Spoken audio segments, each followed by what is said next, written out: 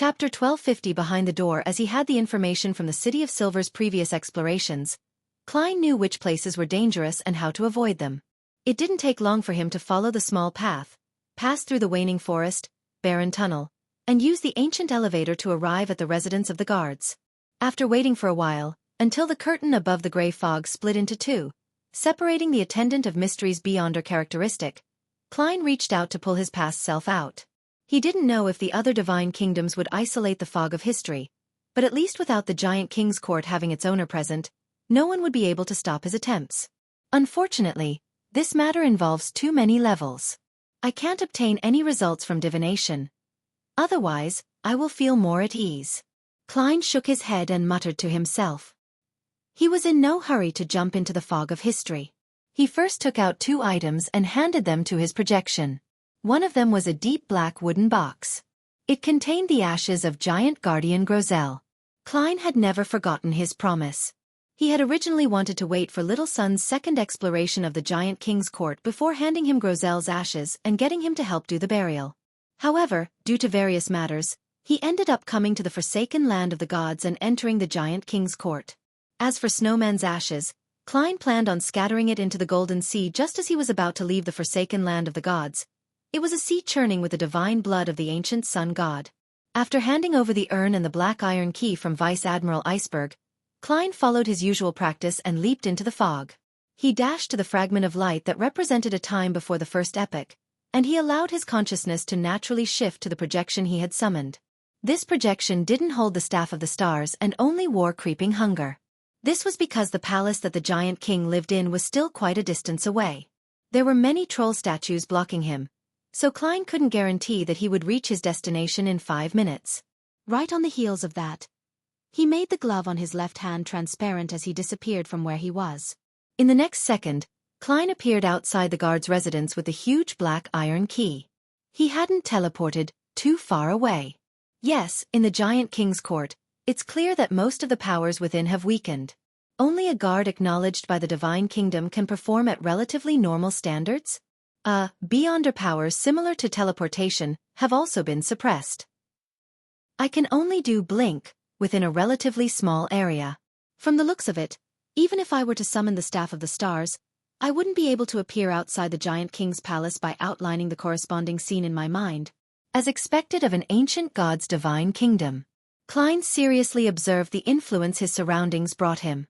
After making a preliminary judgment, he turned and walked back to the guard's residence. Opening the wooden box in his right hand, he solemnly scattered Grozel's ashes in every corner. According to the scene he saw in Grozel's dream, this guard's residence was where the giant lived for a long period of time. It was the home that he had the deepest impression and was most fond of. It could be imagined that during that period of time in ancient times, Grozel and the other rational giant guardians from future generations would rest, rabble, gossip, talk about music, and think of fun games to play. They didn't need to worry about food and ailments. They would live every day of their lives happily. With the shaking of Klein's hands, the ashes scattered on the wall, the ground, the bedside, the tables, chairs and stone pillars. The orange light outside the window shone forever, making everything look peaceful. When the last speck of ashes was scattered, the dusk suddenly deepened. It dyed the scattered ashes orange, becoming a part of the divine kingdom. Klein closed his eyes as though he could sense Grozel's joy. A vagrant who had been forced to leave his hometown for 3,000 years had finally returned to the place he had missed day and night. The light of the dusk softened, making Klein feel that he was less ostracized. It's equivalent to being acknowledged to a certain extent. I've become a guard that has been accepted by a number of people. Klein emanated his spirituality to confirm the changes. He didn't stay any longer. He used creeping hunger and the path scouted by the City of Silver's expedition team to constantly blink and take detours. From time to time, he would pull out the unshadowed crucifix. He passed through the hall where the fateful plot was made with relatively little difficulty, and he arrived at the residence of the giant king. There, he saw a row of huge stone columns on the left that formed railings. Beyond the railings was an orange-red gas and a churning dark blue sea. Taking a deep breath, he returned to the hall he had just exited. He reached out his hand and dragged out the marionette, Anuni, who hadn't been parasitized by Amon. Even if it was a historical projection, he didn't want to open the door himself. Looking at the slightly dazed Anuni, Klein handed the black iron key that he had tucked under his armpit over to him. He controlled Anuni to leave the hall and follow the railings formed from stone pillars to the tallest and most magnificent building in the giant king's court. The dusk's glow seemed to be corporeal as it covered the palace's surface, bringing with it a strong sense of decadence, as though the curtains had drawn on everything in the world. Lining both sides of the palace were separately steeples and spires. The grayish-blue front door was covered with mysterious symbols as it stood at a height exceeding 10 meters. To the left of the door, there was a pitch-black hole that was the size of an adult's fist at the height of 3 to 4 meters. Anuni stared at it for a few seconds before raising the black iron key that resembled a 7-string guitar, and inserting it into the deep crevice in front of him. It fit perfectly without leaving a single gap. As the gigantic black iron key entered the deep hole, Klein held his breath in the nearby grand hall, constantly preparing to remove his existence. With a click, the black iron key in Anuni's hand reached the end. It suddenly turned soft, as if it had fused with the hole as it emitted grayish-blue light. The various symbols, labels, and patterns on the door lit up as they protruded. All the lights quickly interfered in a constructive manner, pressing down heavily into the inner chamber as it slowly opened the grayish-blue palace door.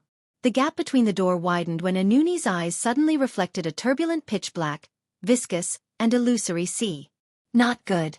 Warning bells sounded in Klein's mind. Without any hesitation, his consciousness returned to his body as he severed the connection with his historical void projection. In the next second, his vision suddenly darkened. The left side of his head felt a sharp pain, as though someone had inserted a red-hot chisel into it and kept rotating it. At the same time, he heard indistinguishable ravings that seemed to come from an era older than ancient times. Klein's expression instantly twisted, appearing extremely ferocious. He could still barely maintain his rationality, but he had no energy left to remain in the historical fragment. Without a sound, Klein landed in the guard residence of the giant king's court. With a thought, he entered the world above the gray fog. Before undertaking such a dangerous task, he had no doubt found a reason and excuse to arrange for the members of the Tarot Club to pray collectively to awaken Sapphira Castle's ability to summon its master. This allowed him to skip taking 4 steps counterclockwise and reciting the incantation at critical moments to return above the gray fog. However, just as Klein's spirit body saw the grayish-white fog, he heard a familiar roar. He felt himself be rejected by Sapphira Castle, as though it had accepted an order from someone else to stop him from entering. In his shock, he saw a black shadow leap past him, heading straight for Sapphira Castle.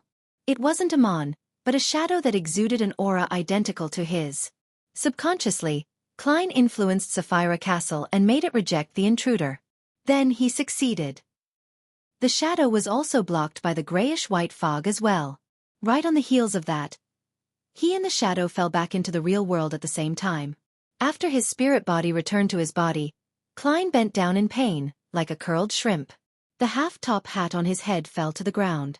He took several seconds to eventually recover. He slowly straightened his body and cast his gaze on a glass window ground from orange gems. The window reflected his current appearance. With the bridge of his nose as a border, his right face was the same as usual, but countless objects were crawling out of his left face. Klein narrowed his eyes. He hurriedly took a deep breath to calm himself down and regain the clown powers of control. His mind outlined a clear image of his appearance. He was dressed in a black trench coat, had black hair and brown eyes. The right side of Gehrman Sparrow's cut face was the same as usual, while the left side had become translucent and was formed from twisting maggots. As he looked down, his neck was in a similar state. It was the same with his body that lay beneath his clothes. The edge of losing control.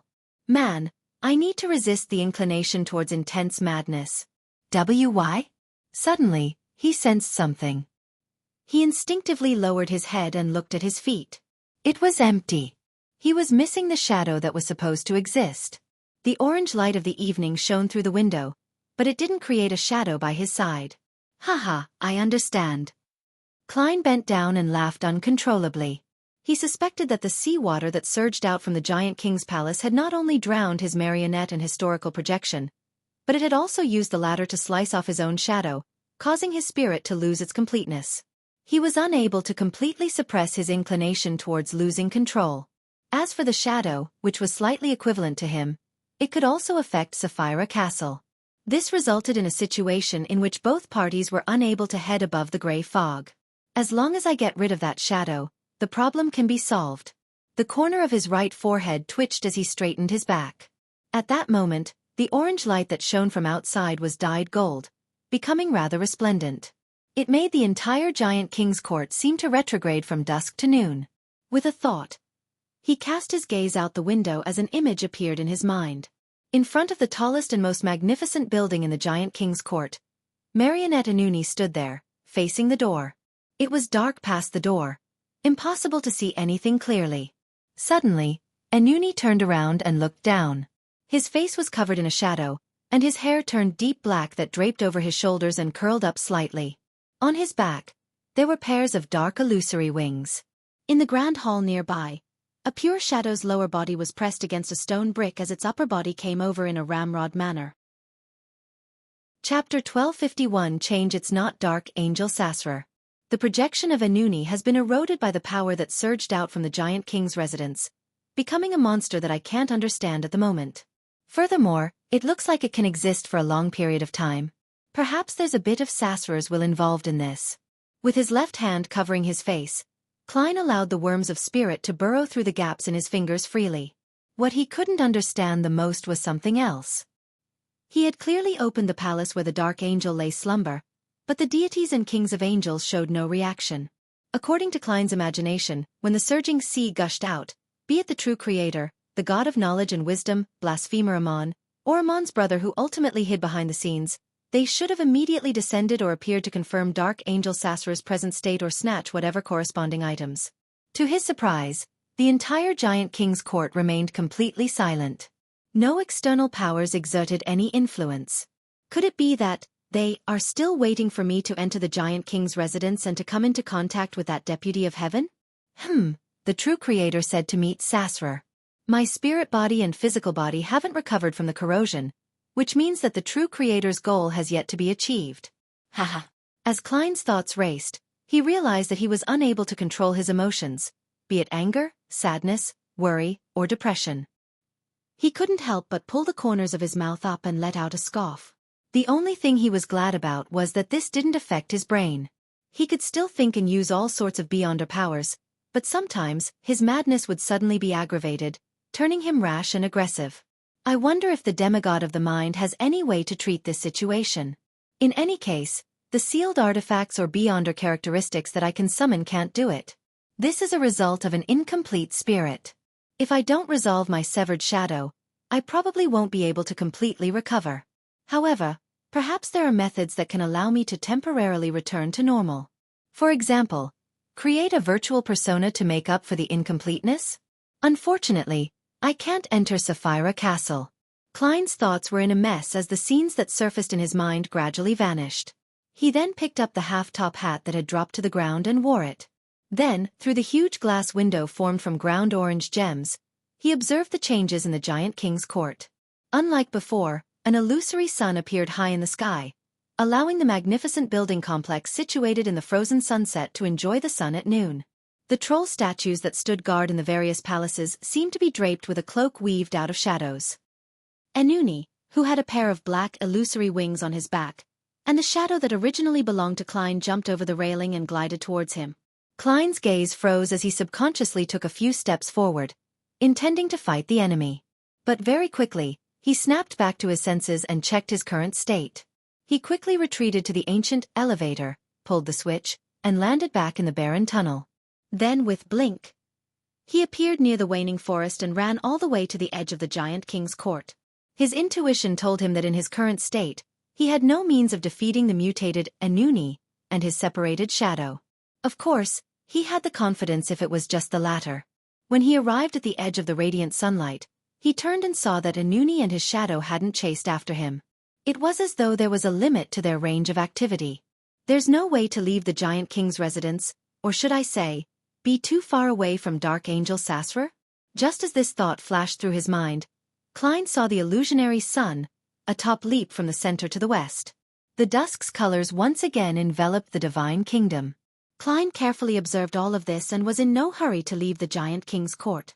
Not long after, the illusory sun plunged into the palace where Dark Angel Sasra slumbered. Darkness became the ruler of the giant king's court. The darkness was different from the one found on a normal night. There was no moon or starlight, only blurry shadows. Standing in this darkness, Klein had a nagging feeling that someone was clinging to him from behind. However, he clearly knew that it was an illusion and didn't turn around recklessly. A few minutes later, the illusory sun rose, and the light of dawn dispersed the darkness. The power that surged out from the Dark Angel's chamber has changed the giant king's court despite it being an ancient divine kingdom. It really is a power that's close to that of a true deity. At the very least, it controls a uniqueness. But which pathway's uniqueness would it be? The generated changes include blazing sun, darkness, degeneration, and mutation. This is a little contradictory. It doesn't seem like the result of a single uniqueness. Besides, the uniqueness of the sun pathway is definitely with the eternal blazing sun. The shadow and degeneration is brought about by darkness, which is undoubtedly with the true creator. When I opened the door, I saw an illusory, pitch-black, viscous ocean. It's related to the Chaos Sea? Klein shook his head as he continued observing. This continued on as he waited for the City of Silver's expedition team to rendezvous with him. Backlund, at the border of the city. As soon as Audrey entered, she discovered that the fog had become unusually thick. Visibility had been reduced to 5 meters. The howling wind swept through the fog, bringing a sense of clarity from time to time. However, it was soon filled with surging whiteness. Audrey's eyes suddenly turned golden, allowing her to see even further. As she carefully treaded, the fog in front of her suddenly became much thinner. At the same time, her beyonder powers suffered a retrogression. The weakening of mysticism. The concepts and information previously mentioned by Mr. World flashed across her mind. Boom, boom, boom. Multiple salvos from Backlund fired ahead, causing the shells to leave trails of red, blue, silver, or black in their wake as they bombarded the enemy's base. However, in the next second, these shells encountered invisible barriers and exploded in midair, making the transparent wall tremble. At this moment, a rather blurry figure appeared in the distant, thick fog. He was in human form, but he was more than 10 meters tall. His torso and waist each had 2 arms extending out as he emitted a rich darkness. For some reason, as the figure that seemed to arise from a legend appeared, the Fasak and Intis allied forces base stirred. Every soldier and officer there seemed to have returned to their childhood. They were walking alone on the dark road with no one around them. Everything was silent. They felt uneasy deep down. The fear of the unknown stemmed from the fear of their imaginations. Instantly, they broke down and turned to flee. At this moment, radiant sunlight shone on them, allowing them to see light and bringing them courage. However, there were still a small number of soldiers who were unable to control themselves. They kept shouting, "Mommy," or a particular woman's name in their bids to escape from the battlefield. Bang! Bang! Bang! The soldiers fell to the ground amidst repeated gunshots. One by one, they bloomed with blood-colored flowers. They landed on the ground, turning motionless after slightly twitching. No one cared what their names were, nor did anyone know of their past. Right on the heels of that, under the commanding officer's orders, the invisible barrier that enveloped the Intis and Fasak allied forces was dispelled. Crimson-red flaming spears were thrown out towards the lone base as though they could blot out the sky. Just as the flaming spears approached their target, they scattered in a sudden bout of chaos. They stabbed into the ground, creating one pitch-black hole after another. It was the first time Audrey was seeing such a large-scale usage of beyonder powers. Momentarily stunned, she couldn't help but recall the people she knew and the roles they played in this battle. Glaint and the other young nobles had joined the army and took on the roles of officers at different ranks. They were scattered all over the battlefield and could be killed at any moment. The magician had left Backlund with Judgment's family and was hiding in a small city in Eastchester County. As a middle-ranking member of MI9, Judgment was made to covertly defend against infiltration by the Beyonders from Fasak, Intis and other countries. The official Beyonders led by the Star had locked down the various cathedrals of the Church of Steam, maintaining the stability of the city. Saint Anthony and the other demigods of the Church of Evernight, the Church of Storms, the Royal Family, and the military began to set up the last line of defense in Backlund. The Sanguine had remained neutral the entire time. A few seconds later, Audrey gathered her thoughts and prepared to use psychological invisibility to sneak into the enemy's camp to spread mental plague. Suddenly, her spiritual perception stirred as she cast her gaze to a spot further away. In the thick fog, A rather thick and blurry tentacle wrapped around countless silver bolts of lightning and quickly extended to a certain location of the Allied forces' base. A feather burning with golden flames fell. In the depths of the thick fog, a huge grayish-blue palm reached out, holding a silver broadsword. The fog sea, away from the safe sea route. Countless bolts of lightning struck the surface of the sea. Waves surged and crashed heavily. Bernadette's dawn was constantly being thrown into the sky, making it seem extremely minute under the might of the elements. It looked like it would sink at any moment. Queen Mystic stood at the bow of the ship, calmly taking in all of this. From time to time, she would use the Emperor's new clothes and other fairy tale magic to maintain the balance of the boat. Her gaze pierced through the terrifying storm in search of the suspected primitive island. After some reorganizing, Colin Iliad led Derek, Lovia, and the other members of the expedition team out of Afternoon Town Camp. They followed the path up the mountain and entered the giant king's court. What surprised them was that the frozen dusk had changed. Bright sunlight illuminated every corner. "Where's the helper you invited?" Colin Iliad controlled his alarm and turned to ask Derek Berg. Just as Derek was about to speak, he suddenly saw a figure walk out from a half-collapsed tower. The figure wore a black trench coat and a silk top hat. The right side of his face was cut, cold and stiff. The left side of his face had transparent, wriggling maggots that kept crawling.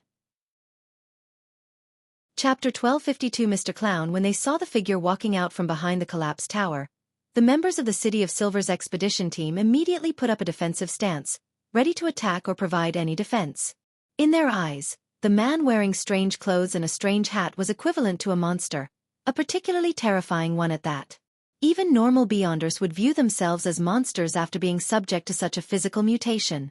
Upon seeing the reactions of the half-giants, Klein grinned widely and said with a beaming smile, "Hello everyone, I'm Gehrman Sparrow. All of you should be glad that I can still control myself. Otherwise, you would have lost your minds because you looked at me directly." As he spoke, the transparent maggots on the left side of his face and neck were still squirming slowly. Beneath the clothes on the left side of his body, there were protruding marks that gently squirmed. A monster. The members of the City of Silver who were not demigods were increasingly certain of their own judgment. You are the war, no, Mr. Sparrow?" Derek Berg finally managed to recognize Mr. World, who he had met once.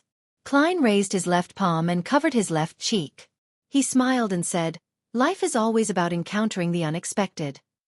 Without waiting for Little Sun to respond, he paused and said, "I have already opened the door to the Giant King's residence."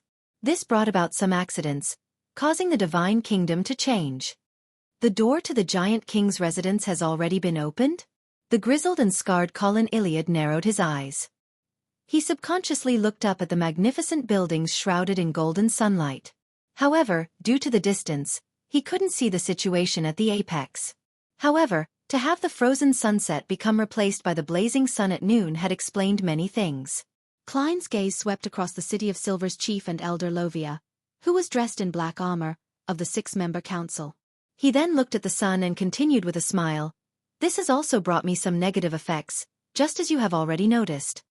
At this point, he clapped his hands and said in a commanding tone, like an adult instructing children, "All right, Beyonders below the level of demigod are to fall back. The Giant King's court after the anomaly is not a place you can enter." The members of the expedition team, apart from Colin, Derek and Lovia, felt an inexplicable sense of fear as they cast their gazes at the chief. Colin Iliad remained silent for a few seconds before turning to them and saying, "Leave the Giant King's court and wait at the periphery. If you see the signal, immediately act according to plan." The hand-picked expedition team members were not only strong themselves and close in strength to a demigod, but they also had different powerful sealed artifacts that complemented each other. Even if they were facing a saint, they weren't without hope when it came to defeating one. However, in the City of Silver's original plan, they weren't the main force. Therefore, Colin Iliad had led them here in the hope that, when he and the other demigods shaved off the hidden enemies, these team members would be able to shine. They could then use the different sealed artifacts to deal with different incidents, preventing the entire team from suffering from any weaknesses. Now, with powerful help from the outside joining them, and the fact that the Giant King's court had indeed experienced some sort of anomaly, no one knew what they would encounter if they went deeper. With the utmost caution, Colin Iliad believed that Gehrman Sparrow's suggestion wasn't a problem. Furthermore, he had his own selfish thoughts. He didn't want members other than the demigods to suffer any unnecessary risks or meaningless casualties. Therefore, he agreed to the opinion of the monster-like powerhouse. When the time came for an opportunity to show itself, he, Lovia, and Derek would be able to give a signal and let the team members rush over a cleared path to provide reinforcements. As for the entire team's Beyonder powers not being able to deal with different situations due to it collectively becoming relatively monotonous, Colin Iliad wasn't too worried since the former shepherd, Lovia, was around. The members of the expedition, who weren't demigods, exchanged looks and hesitated for a moment. In the end, they still chose to listen to Colin Iliad. Yes, Your Excellency. At the same time that they answered, they gave Derek Berg a deep look, as though they were trying to remind their chief to be careful of this sequence 4 demigod. He actually knew a living monster-like powerhouse.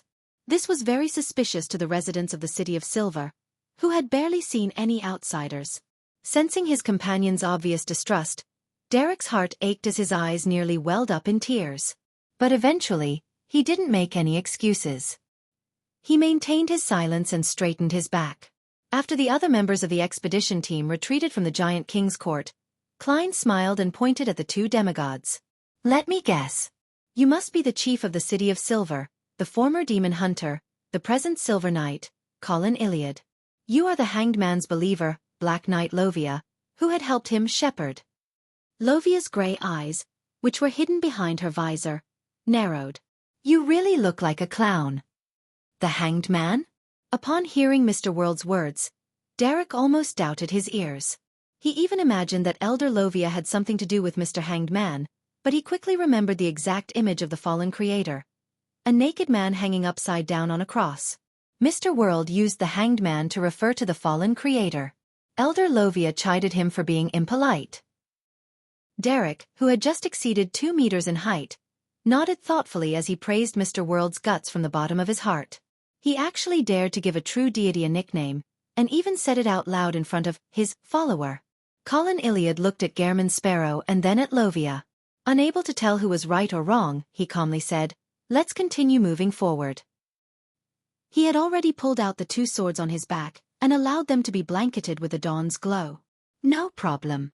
With a smile, Klein turned around and walked to the left of a huge stone staircase with the 3 demigods of the City of Silver. After walking for a while, they saw the familiar rugged pathway. On one side of the road was a towering cliff, and on the other side was an afternoon sun-soaked, bottomless cloud. At this moment, Klein and company felt the vibrations of the ground. They saw large amounts of illusory, pitch-black gases surging out from deep within the golden cloud. With a whoosh, the rugged pathway collapsed, falling into the dark water surface. Beneath the water surface, there seemed to be invisible maelstrom lurking. Haha, it collapsed. There's no way out. Ha! Klein bent down laughing loudly, making Colin's, Derek's, and Lovia's nerves tense up.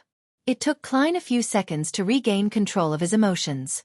He straightened his body and took out a piece of white paper from his pocket with a smile plastered across his face. He folded it into a plane. Phew! He blew at the head of the paper plane, swung his arm, and threw it towards the clouds that had been devoured by darkness. At the same time, the glove on his left hand was covered with slippery fish scales. Upon seeing this scene, the originally confused Colin Iliad nodded slightly before casting his gaze at the flying paper object. A violent wind stirred as it carried the paper plane forward in flight for a few seconds. Then, it suddenly dissipated, and like a stone, it rapidly plummeted into the dark clouds, without causing any ripples. From the looks of it, flying is useless.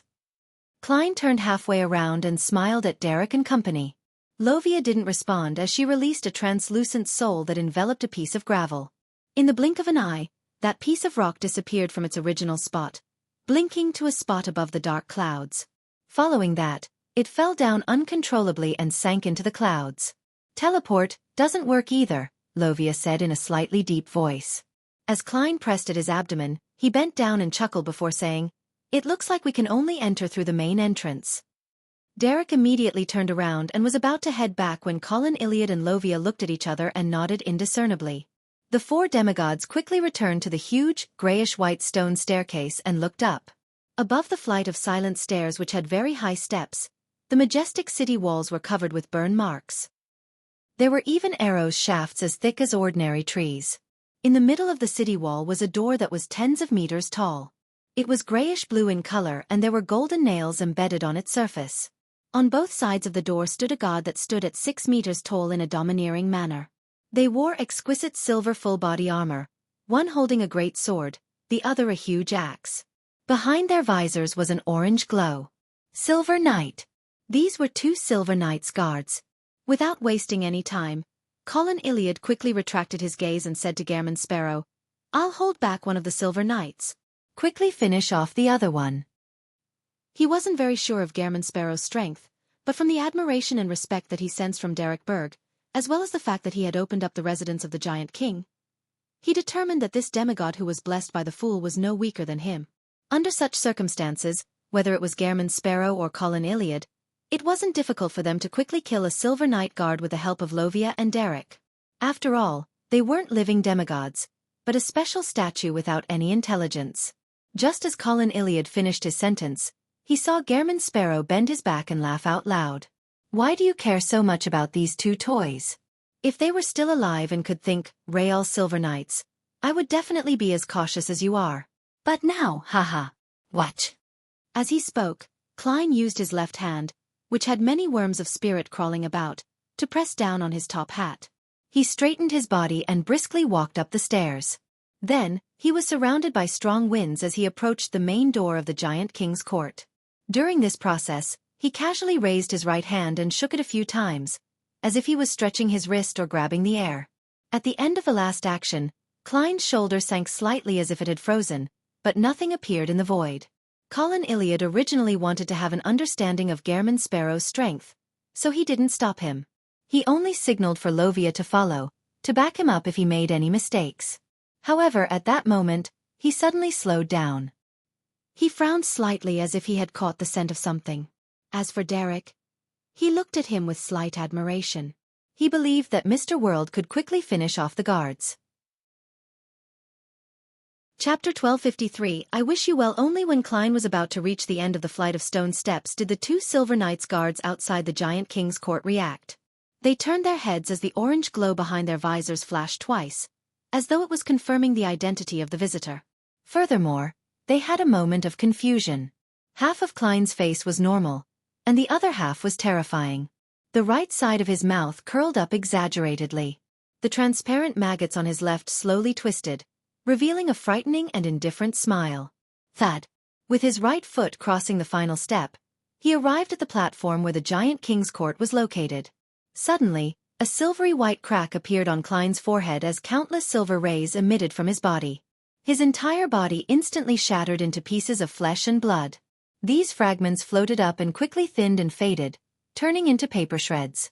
Klein in his top hat and black trench coat appeared one after another in different spots. However, they were all ripped apart by the silver sword beams. Some of them degenerated into illusions, while others turned into paper figures. At this moment, a figure suddenly appeared outside the main door of the Giant King's court where 2 guards had disappeared. It was a huge doll dressed in a dark and complicated long dress with evil vines wrapped around it. Rionette Tinker. When Klein climbed up the stone steps, the person he summoned was none other than Miss Messenger. However, she had appeared in wraith form, so Colin Iliad, Lovia, and Derek didn't see her. At this moment, the 2 Silver Knights who had concealed their evil intentions and were hiding with the help of the light were chasing Klein out of instinct. They had already exposed their whereabouts after the angel-level powerhouse's prolonged observations.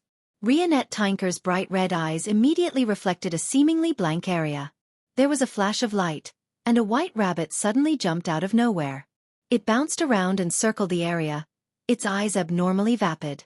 Immediately following that, Miss Messenger took a step forward and disappeared. In another area, the remaining knight in silver armor appeared. His actions turned stiff and slow. He had been possessed by a wraith. Klein, who had used himself as bait, stopped, blinking. He pressed his hand to his chest and gave a very ceremonial bow. "I've found the 2 of you. I wish you well." He straightened his body, raised his right hand, and snapped his fingers. Boom! The white-furred rabbit suddenly exploded, its flesh splattering all over the ground. Then, he walked towards the Silver Knight guard who tried his best to struggle but to no avail. When the 2 figures crossed each other, Rionette Tinker's historical projection returned to the fog of history, while the Silver Knight followed closely behind Klein and very obediently returned to the edge of the stone steps with him. He had already become Klein's marionette. "We can enter." Klein smiled as he said to Colin Iliad and the others at the bottom of the stone stairs. Derek's eyes lit up as he inwardly marveled. Mr. World is really powerful. He managed to finish off 2 Silver Knight guards single-handedly so quickly. Colin Iliad turned his head to glance at Lovia. From her gaze, he could sense her heavy emotions. The City of Silver's chief had no change in expression. He held the 2 swords that refracted the light of dawn and steadily walked up the stone steps. He came to Klein's side and whispered, "Mutant." Klein pressed down a worm of spirit that formed his left eye and smiled without answering. After Derek and Lovia walked up the stairs, the 4 demigods and a marionette turned and arrived at the main door of the Giant King's court. During this process, Klein stowed away the Silver Knight Beyonder characteristic that had seeped out from the rabbit. This was a reward for Rionette Tinker. According to the agreement between him and the angel, the spoils of war that Klein had obtained from summoning a historical projection would be split equally with Miss Messenger. Rionette Tinker took the Beyonder characteristic, while Klein obtained a Silver Knight marionette. He looked up at the main door and made the Silver Knight guard, who was much taller than him, take a few steps forward and insert the sword into the ground. Then, the Silver Knight bent down and stretched out his hands to press on the door that was dozens of meters tall. After a heavy screeching sound, the door with golden nails slowly opened. At this moment, the sun in the sky leaped, and the entire Giant King's court froze into an orange-red dusk. The huge door opened faster and faster, and the scene inside was gradually revealed to Klein and company. A grayish-white figure was covered in orange-red light. Countless stairs extended from behind the door all the way to the tallest and most magnificent residence of the Giant King. On the way, there were no obstacles. There were palaces and towers on both sides. Giant statues covered in iron-colored armor stood in front of different buildings, guarding the path that led to the residences of the god. "It's time for you to perform." Klein turned his head to the side and gave an exaggerated smile to Colin Iliad and Lovia. The former demon hunter, Colin, nodded slightly without any objections. Behind Lovia, an illusory figure covered in silver armor with dark red eyes that was several meters tall appeared. Pa, pa, pa. The giant statues on both sides of the Divine Kingdom staircase emitted silvery white beams as they emitted shattering sounds. The silver flowers that bloomed kept spreading upwards as if they were welcoming the guests. Before long, 3 Silver Knights, Colin Iliad, the soul grazed by Lovia, and the marionette controlled by Klein, cleared out the giant statues guarding the Divine Kingdom staircase, leaving only the area closest to the Giant King's residence. They didn't attempt it out of caution. At that moment, 2 figures flew out of the Giant King's palace and slid towards the 3 Silver Knights. One of them had a shadowed face, black, curly hair that reached its shoulders, and a pair of black wings on its back. The other was a pure shadow that distorted to the sides from time to time. They were Anuni, who had mutated at some point in time, and Klein's shadow, who were both under the influence of the Dark Angel. In the battlefield filled with thick fog, a layer of grayish-white dragon scales suddenly appeared on Audrey's body. This was a result of her seeing something she shouldn't see. Even with the fog blocking her view, high-level creatures at the angel level could still corrupt and damage living beings that saw them. As a demigod of the spectator pathway, Audrey immediately retracted her gaze and calmed her mind to control herself from losing control.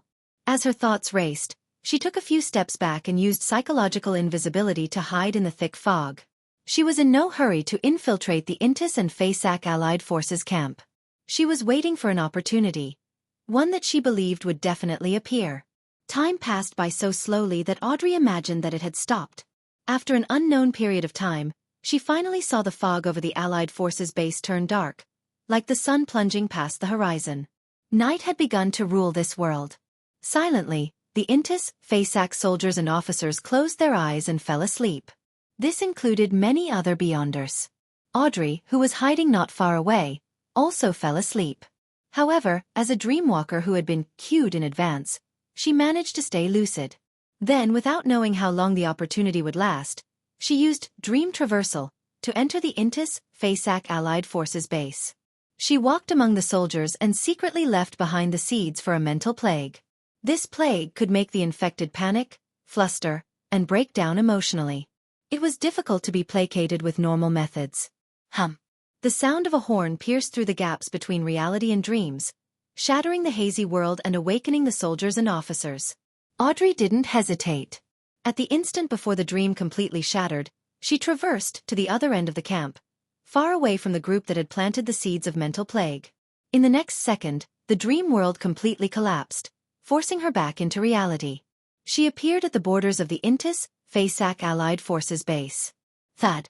A silvery white beam lit up, exploding beside Audrey, tearing apart the fog. Audrey didn't panic because being attacked was within her expectations. After entering the Intis Fasak Allied Forces camp, she knew that her psychological invisibility was very likely to be seen through by others using other clues, such as not being able to completely conceal her malice. Therefore, apart from her psychological invisibility, she also used similar techniques in Hand of Horror's disorder to create another fake version of herself to mislead the possible attackers.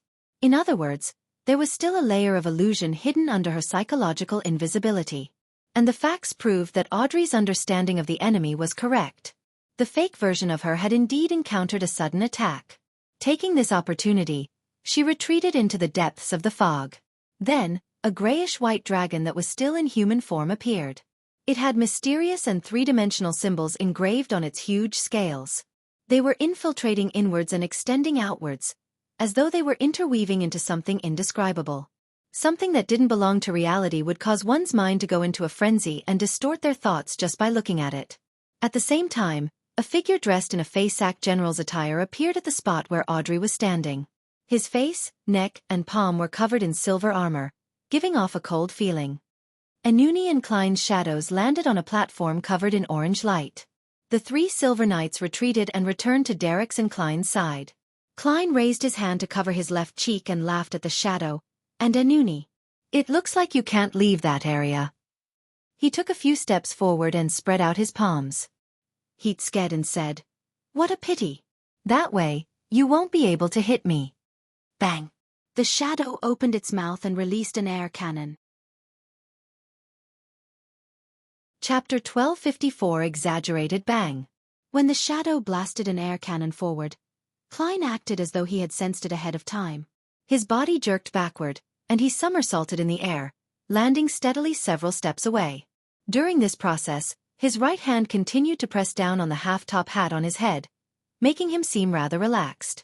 Seeing that Anuni and the shadow didn't attempt to chase and continue their attacks, the smile on his face became even more obvious. It's really impolite to interrupt others while they're speaking. I wanted to discuss how to deal with you in front of all of you, but I can only avoid that now. As he spoke, his left face, which formed from a cluster of transparent maggots, trembled twice, as if he was trying to wink at his former marionette and his former shadow.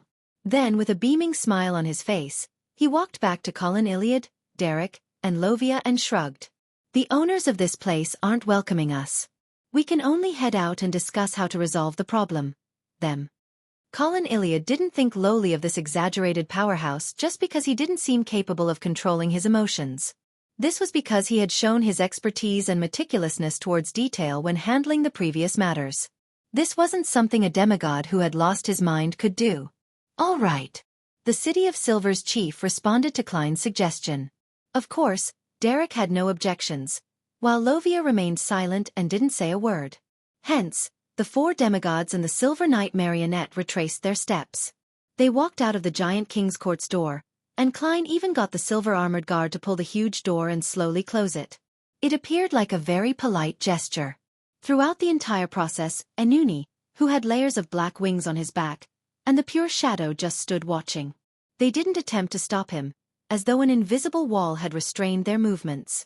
After a while, dusk dissipated and darkness descended. All awaited the light of dawn to illuminate everything. In this quiet and dead world, a ray of light finally rose, bringing with it a long-awaited dawn.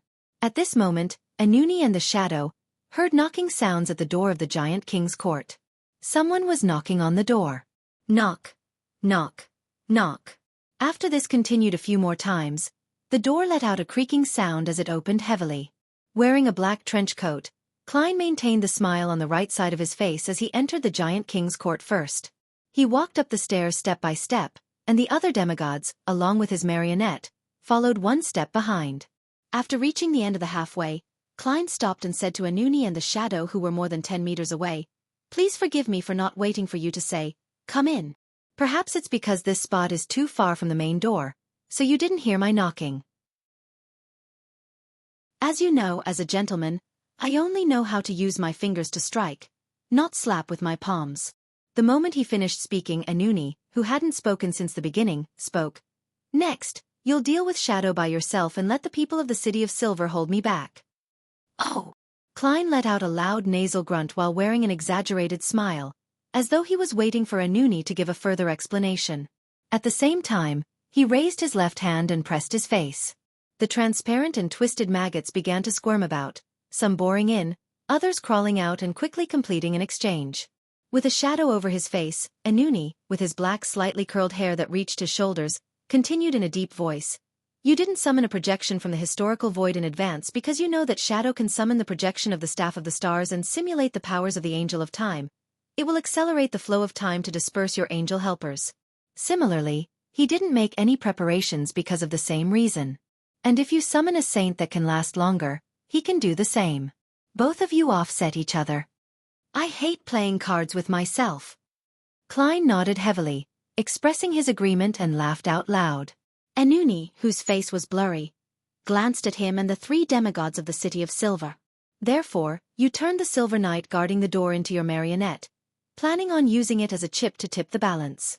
This problem is his, not mine. He actually doesn't have a target to turn into a marionette. Or perhaps, why don't you sacrifice yourself?" The corners of Klein's mouth curled up as he said to his former marionette, "Anuni." Anuni retracted his gaze and turned to examine Colin Iliad, Derek, and Lovia. "You and Shadow cancel each other out. The prerequisite for using a marionette to win is that they can hold me back." Just as he said that, the 2 shoulders of the marionette that had been corrupted by the power of the sleeping dark angel squirmed as a head grew out of each. The 3 heads were covered in shadows and had black curly hair that reached to shoulders. However, they gave people the feeling that one was young and the other old. Before Klein and the demigods could react, Anuni's right body suddenly tore apart, causing the aged head to take away a third of his body. The body that split apart rapidly squirmed and instantly became complete. On the shadow over the head surface, a pair of eyes protruded with vertical, pale golden pupils. Suddenly, the magnificent staircase leading to the ancient god's residence collapsed, turning into a desolate moor. At the end of the moor was a pitch-black city overgrown with weeds. City of Silva. Derek's heart tightened upon seeing such a realistic scene. He was worried that the unknown enemy would drag him and the other demigods to the City of Silver and destroy it. As for Lovia, her gaze froze as her body trembled when Anuni grew 2 heads. It was as if she could sense the aura of an absolute high-leveled entity. Colin Iliad surveyed his surroundings and crossed his 2 swords that were covered in the light of dawn before pushing them out. He said in a deep voice, "This is fake."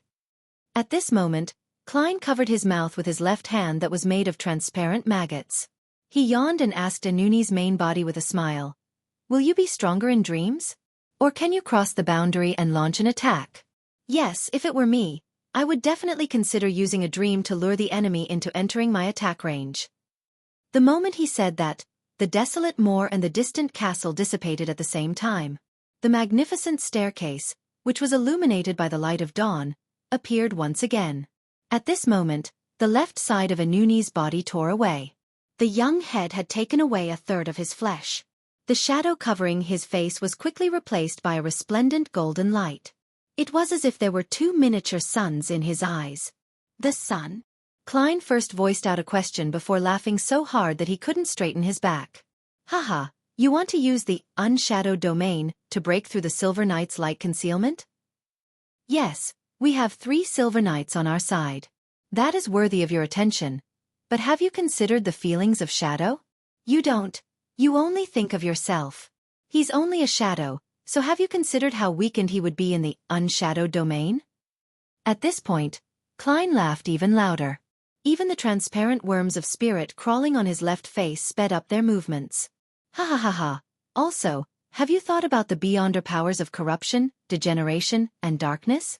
Have you seriously considered the negative effects that the unshadowed domain will bring you?" After laughing, Klein straightened his back and asked seriously, "How should I address you now? NN? You? AI?" Anuni, whose main body was still covered in shadows, slowly took a deep breath and said, "If you had chosen the hunter pathway, you would definitely be stronger than you are now." Before he could finish his sentence, the layers of black wings on his back suddenly spread out. They kept expanding, covering the sky and wrapped towards the magnificent staircase. Faint shadows immediately covered the area. Then, Anuni directly crossed the invisible boundary and descended in front of Colin Iliad, Lovia, and Derek. He actually had the means to break through the obstruction.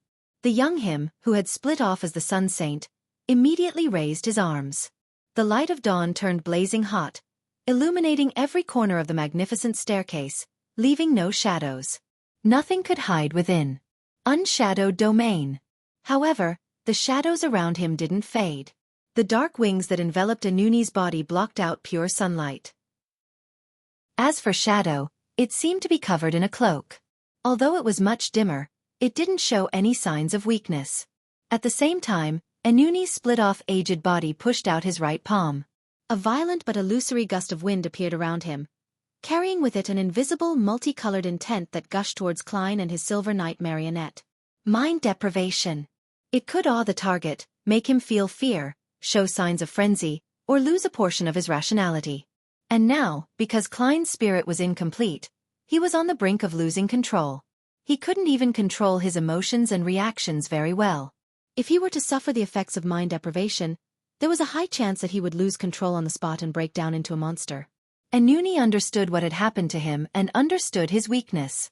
The moment he launched the attack, he allowed the Spectator Saint to use an area of effect attack that Klein would find difficult to defend against and find unbearable. The strong winds that were tainted with all kinds of emotions and will instantly engulfed Klein. However, half of the crazy adventurer, who had half a normal body and half a terrifying body, didn't show any sign of warped expressions, manifestation of godhood, or physical breakdown. Instead, his exaggerated smiling right eye became extremely calm. While waiting for the City of Silver's expedition team, he had already summoned Miss Justice and got her to make up a virtual persona that stemmed from his lampooning, clown-like character, allowing his spirit to become complete for a certain amount of time. This was the reason why he appeared relatively rational when he left the guard's residence, only to appear exaggerated and crazy when he rendezvoused with the City of Silver's expedition team. Furthermore, this virtual persona could also withstand several attacks from the mind domain. The coldness in his eyes quickly faded away. The corner of his right lip curled up, becoming symmetrical with a curled worm of spirit that was crawling on the left. This was a sincere smile. Chapter 1255. Mocking himself as the smile of sincerity appeared on Klein's face. The face of the Spectator Saint that Anuni had split suddenly cracked open. The silver cracks were all over the place, intertwining with each other, appearing extremely chaotic. Klein seized the opportunity and used his Silver Knight marionette's silver sword to condense a silver rapier to attack him. A sharp light shot out, dicing that figure into countless small pieces. However, these small blocks were abnormally illusory, with zero corporealness. The Spectator Saint had used the technique of psychological invisibility to create an illusion, concealing his existence. Swoosh, swoosh, swoosh. Silver beams of light either blazed towards the Spectator Saint that Anuni had split off, or directly leaped out from the target's location, erupting from within. The Spectator Saint relied on the speed and agility that a powerful body brought. He constantly changed positions and dodged, preventing himself from getting injured. As he had a precise understanding and control of his psyche and mind, Klein's intuition for danger prevented an image from forming in his mind, so it was difficult for Klein to predict his actions. Therefore, Klein couldn't let the silver rapier lay in wait and strike out where he appeared. Tap, tap, tap. The huge knight, who was covered in solid silver armor, held his broadsword and charged at his target, as though he could topple a mountain. Due to the existence of the unshadowed domain, Klein's Silver Knight marionette was unable to hide himself using the light. He could only directly attack. Upon seeing this, the Spectator Saint's body suddenly swelled, turning into a hideous grayish-white scaled dragon that was covered in shadows, a manifestation of godhood. The dragon's body was huge, its gray scales firm. Its claws were powerful, and it managed to block the Silver Knight's slash. Bang, bang, bang, bang. The giant and the giant dragon smashed through the brick rocks of the ancient divine kingdom, causing the palace to collapse. It was a mess. Klein maintained his exaggerated smile and seriously controlled his marionette to ignore Shadow. No, he still did some level of interference. He controlled the spirit body threads of himself, the marionette, the City of Silver's chief, Lovia, and Little Sun, preventing them from being controlled by Shadow. From time to time, he would reach out his hand and summon the historical projection that Shadow was attempting to summon. This effectively cancelled out both parties' efforts. Apart from that, Klein didn't even glance at Shadow. Shadow wandered for a while before opening its mouth helplessly and making a bang sound. An air cannon shot out and struck the Silver Knight marionette before exploding. Amidst the rumbling sound, the marionette only shook slightly before returning to normal. The silver armor he wore didn't show a single crack. Haha. Upon seeing this scene, Klein laughed out loud, giving off the feeling that he was about to bend over in a fit of laughter. How could he not be aware of how weak his attacks and defense were? When the two core skills of controlling spirit body threads and the summoning of the historical void projections were rendered ineffective, Shadow, who had no marionettes, could only watch from the side. Be it air cannons, flame controlling, illusion creation, or the clown's combat ability, they were all just embellishments or support. Likewise, Klein didn't attack Shadow, because he knew how frustrating it was to deal with paper figurine substitutes, flaming jump, damage transfer, and illusion creation. He knew that there was no way he could deal with the other party in such a short period of time. He might as well let him be a member of the live audience. After all, he couldn't affect the battle. Upon hearing the mocking laughter, the pitch-black Shadow froze for a moment before pouncing forward. It approached Klein and targeted him with attacks. On the other side, when Anuni's true form landed in front of the three demigods of the City of Silver, Colin Iliad quickly glanced at Derek before looking away. He crossed his swords, forming a cross that blocked the path ahead. While doing this City of Silver chief's clothes tore apart by his rapidly expanding muscles.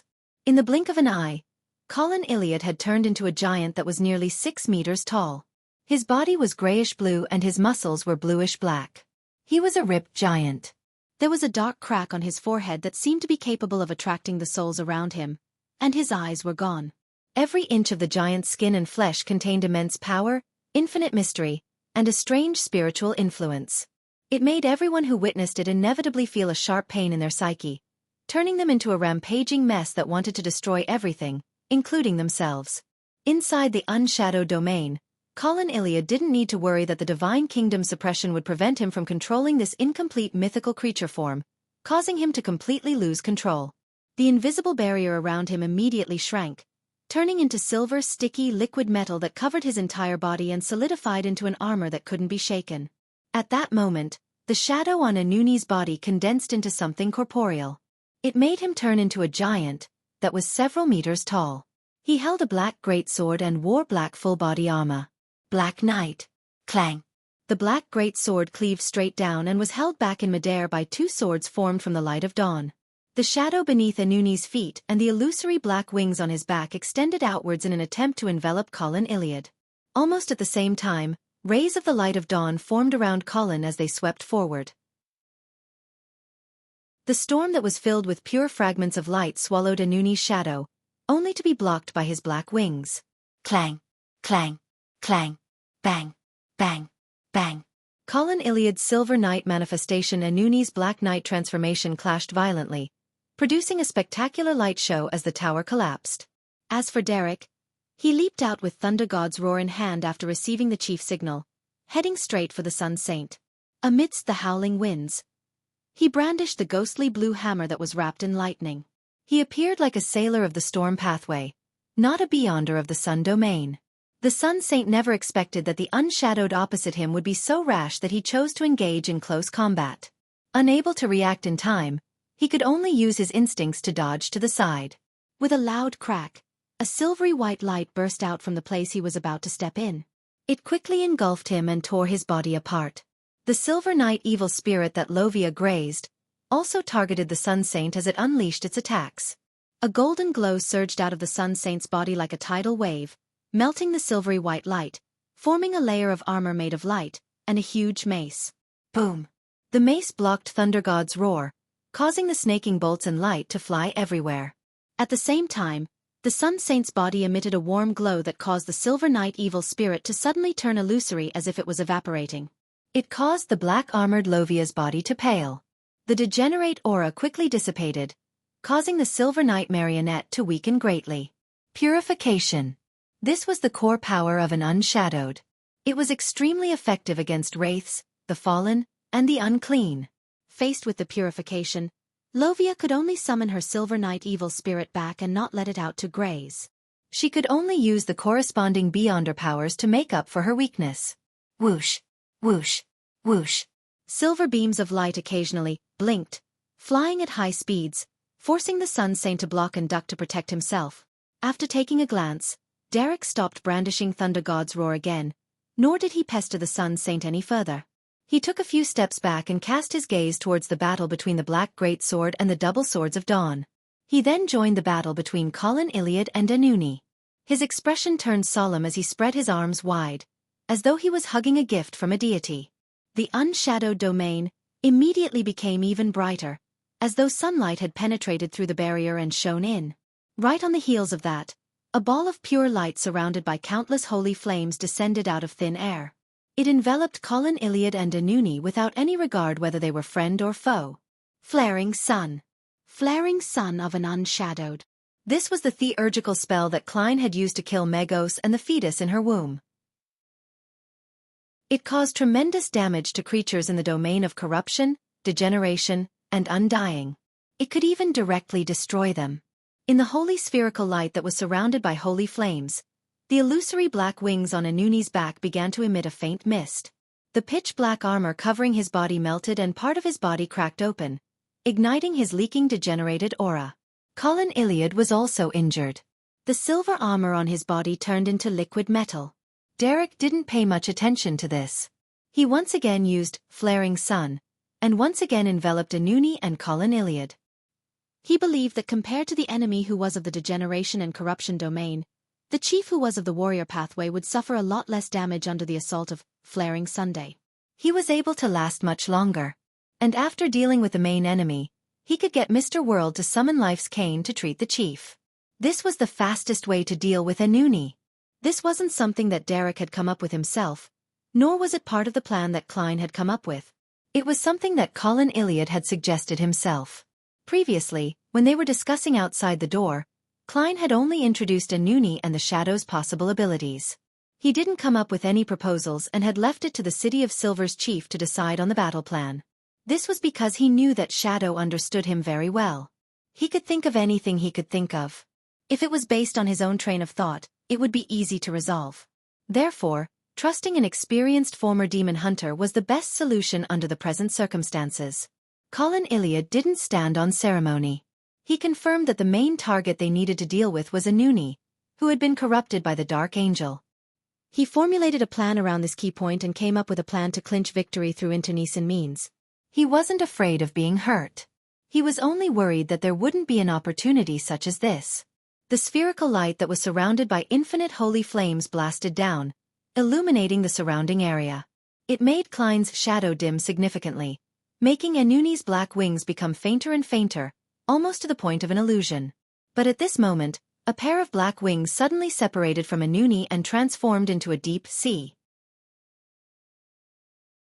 Chapter 1256 I have something you don. The deep sea swallowed the bright spherical light, darkening the entire unshadowed domain.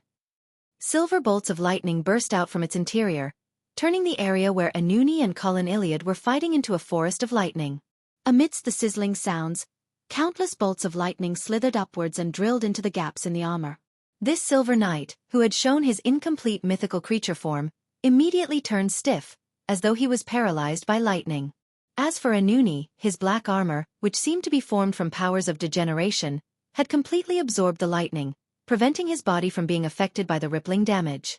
Taking advantage of this opportunity, Anuni, who had pitch-black fragments peeling off from him, held the dark great sword with both hands and slashed at an angle. And at this moment, Colin Iliad hadn't completely escaped from his paralyzed state. With a piercing stabbing sound, a deep crack appeared on his left shoulder. The sturdy silver armor seemed to lose its defense as it was cleaved open by the great sword. This was a Black Knight's cull of spiritual flesh. Not only could it corrode flesh and blood, it could obliterate souls and cleave through barriers. It could also cause any living creature with degenerate thoughts to lose their defenses. It was a core beyonder power belonging to the Black Knight, stemming from the degeneration domain. Seeing that the cull of spiritual flesh had sliced open the silver armor on Colin Iliad's left shoulder, with the crack quickly deepening as it went straight for the heart, Derek tensed up and immediately condensed a spear made up of pure sunlight. He swung back his hand and threw it towards Anuni. Unshadowed spear. Anuni didn't abandon his attack or dodge. Instead, he raised his remnant illusory black wings and used them to shield himself. Sizzle!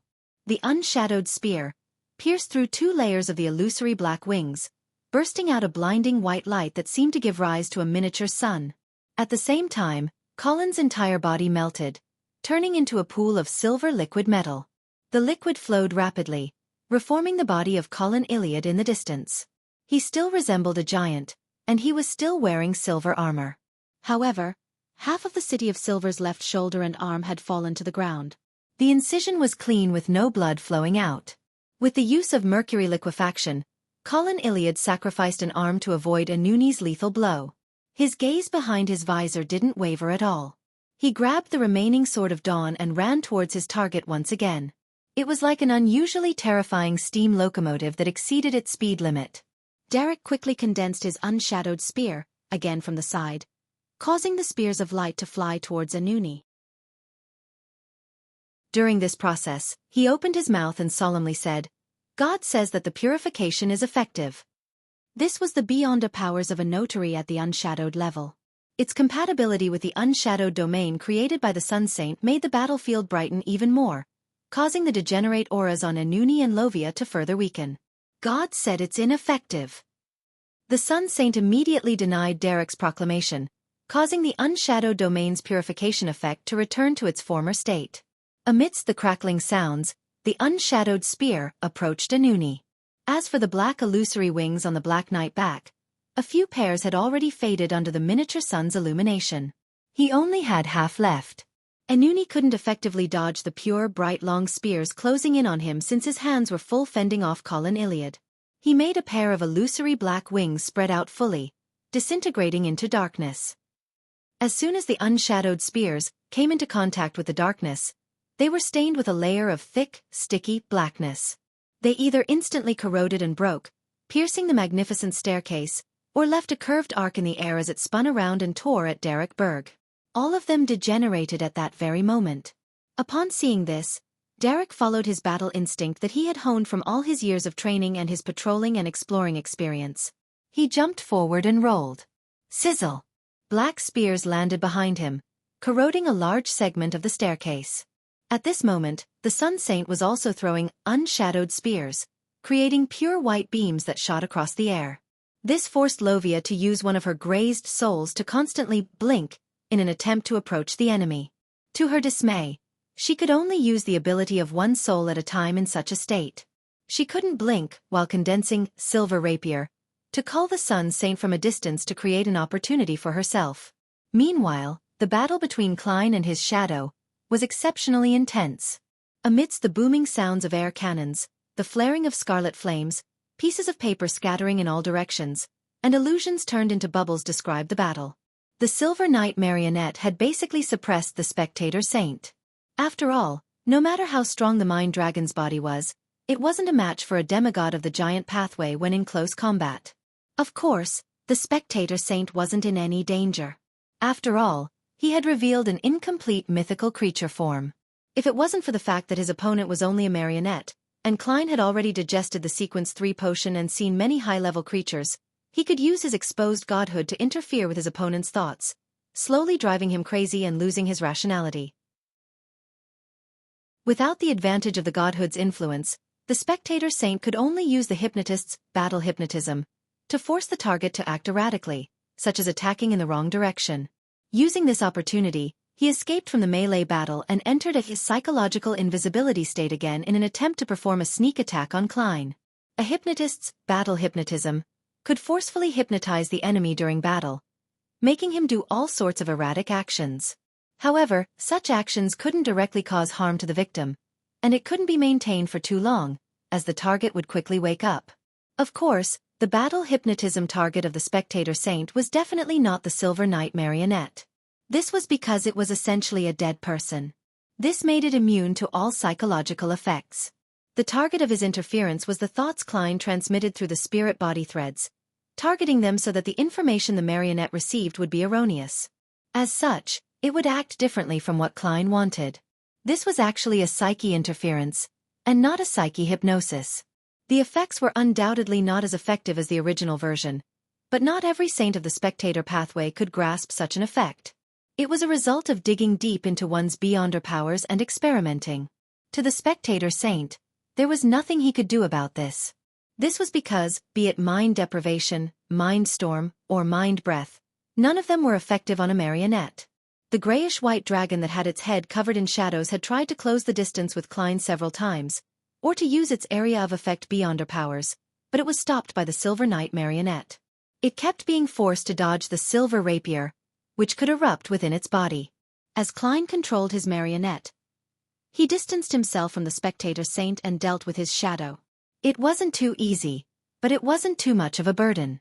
Suddenly, his spiritual perception was triggered as he entered a state of clarity unique to instances when his dream or mind secretly intruded. With his lucidity, Klein allowed a portion of his consciousness to rise to the sky and look down at his island of consciousness. Then he saw Anuni, the one who looked aged with a face covered in shadows, walk out of the boundless sea of collective subconscious, opening the door to his body of heart and mind. This spectator saint didn't attempt to change the island of consciousness in Klein's mind. All he did was produce a dark spherical light which had tentacles growing out of it. He turned it into a seed that was hard to discover before letting it sink into the ground. A mental plague seed. Without any hesitation, Klein immediately switched locations with the Silver Knight marionette, preventing the mental plague seed from landing in his island of consciousness. The spectator saint noticed this change. Not only was he not disappointed, he even revealed a smile. This was because he had long used virtual persona to secretly plant the mental plague seeds on the still island of the Silver Knight marionette. Although this couldn't affect the marionette, it could unknowingly corrupt the enemy who swapped positions with the marionette and other targets in the surrounding areas. This was a kind of corruption and infection that targeted the island of consciousness and the psyche. It wasn't a direct attack, so it was difficult to use virtual persona to offset it. When the time came, the problem that Klein had temporarily concealed with virtual persona would completely erupt. He would quickly plunge into a passage for losing control, entering an irreversible situation. Shadow was no stranger to such situations, as Vin Rambus had used such a method before. As he secretly laughed at Klein for becoming crazy, reckless, arrogant, and acting like a clown, one who had forgotten lessons of the past, he snapped his fingers, summoning a scarlet flame. He then used it to jump over, embroiling himself with Klein. Another round of paper shreds flew in all directions as the intense battle destroyed the afterimages. After a short while, Klein suddenly stopped. He raised his left hand that was wrapped with transparent maggots and covered his left face. Ha ha ha ha ha ha. He let out a maniacal laugh, controlling the spirit body threads around him like a madman, no longer distinguishing between friend and foe. On his right cheek, pale meat tendrils protruded out, as if they were worms of spirit that were about to bore out. When Shadow saw that Klein had gone crazy and was about to lose control, he was worried that he would be infected by the mental plague. He hurriedly made a scarlet flame rise up and swallow himself. In the distance, his figure emerged from the flames that had yet to extinguish. At this moment, the Silver Knight marionette would occasionally launch an attack and occasionally do a twitching dance. It was obvious that it wasn't under normal control. He no longer had the strength to stop the mind dragon manifested by the spectator saint. He allowed the other party to spread out his wings and fly into the air above Klein. He was prepared to use mind breath. The spectator saint didn't want to give his enemy who was infected by the mental plague a chance to breathe. He wanted him to immediately lose control. Suddenly, this mind dragon's actions became sluggish, as if every joint was injected with glue. In the next second, a silvery white beam erupted from his body, splitting his flesh and blood, tearing apart his spirit body. With his back bent, the laughing Klein slowly straightened his body calmly. He released the palm covering his left cheek, and he smiled at Shadow in the distance. Behind him, wave after wave of silvery white beams tore apart the mind dragon, turning it into pieces of pitch-black flesh. They fell to the ground, and the knight marionette in silver armor retracted his broadsword and looked coldly at Shadow. Looking at the slightly lost Shadow, the few worms of spirit on his left face curled up and stimulated the curved corners of a smile. You haven't seemed to have noticed that I have something that you don't. Chapter 1257. Too weak as he spoke, Klein raised his right hand. A piece of pitch-black and filthy flesh had appeared in his palm at some point in time. It contained an indescribable aspect of madness. The answer is, the hanged man's corruption, Klein said to Shadow with a smile. The thing that he had that Shadow didn't was the corruption left behind by the true creator. This was an influence that even the power of Sapphira Castle couldn't dissipate for the time being. And one thing he was certain of was that, before he met Dark Angel Sasrar, the true creator wouldn't easily allow him to lose control or die.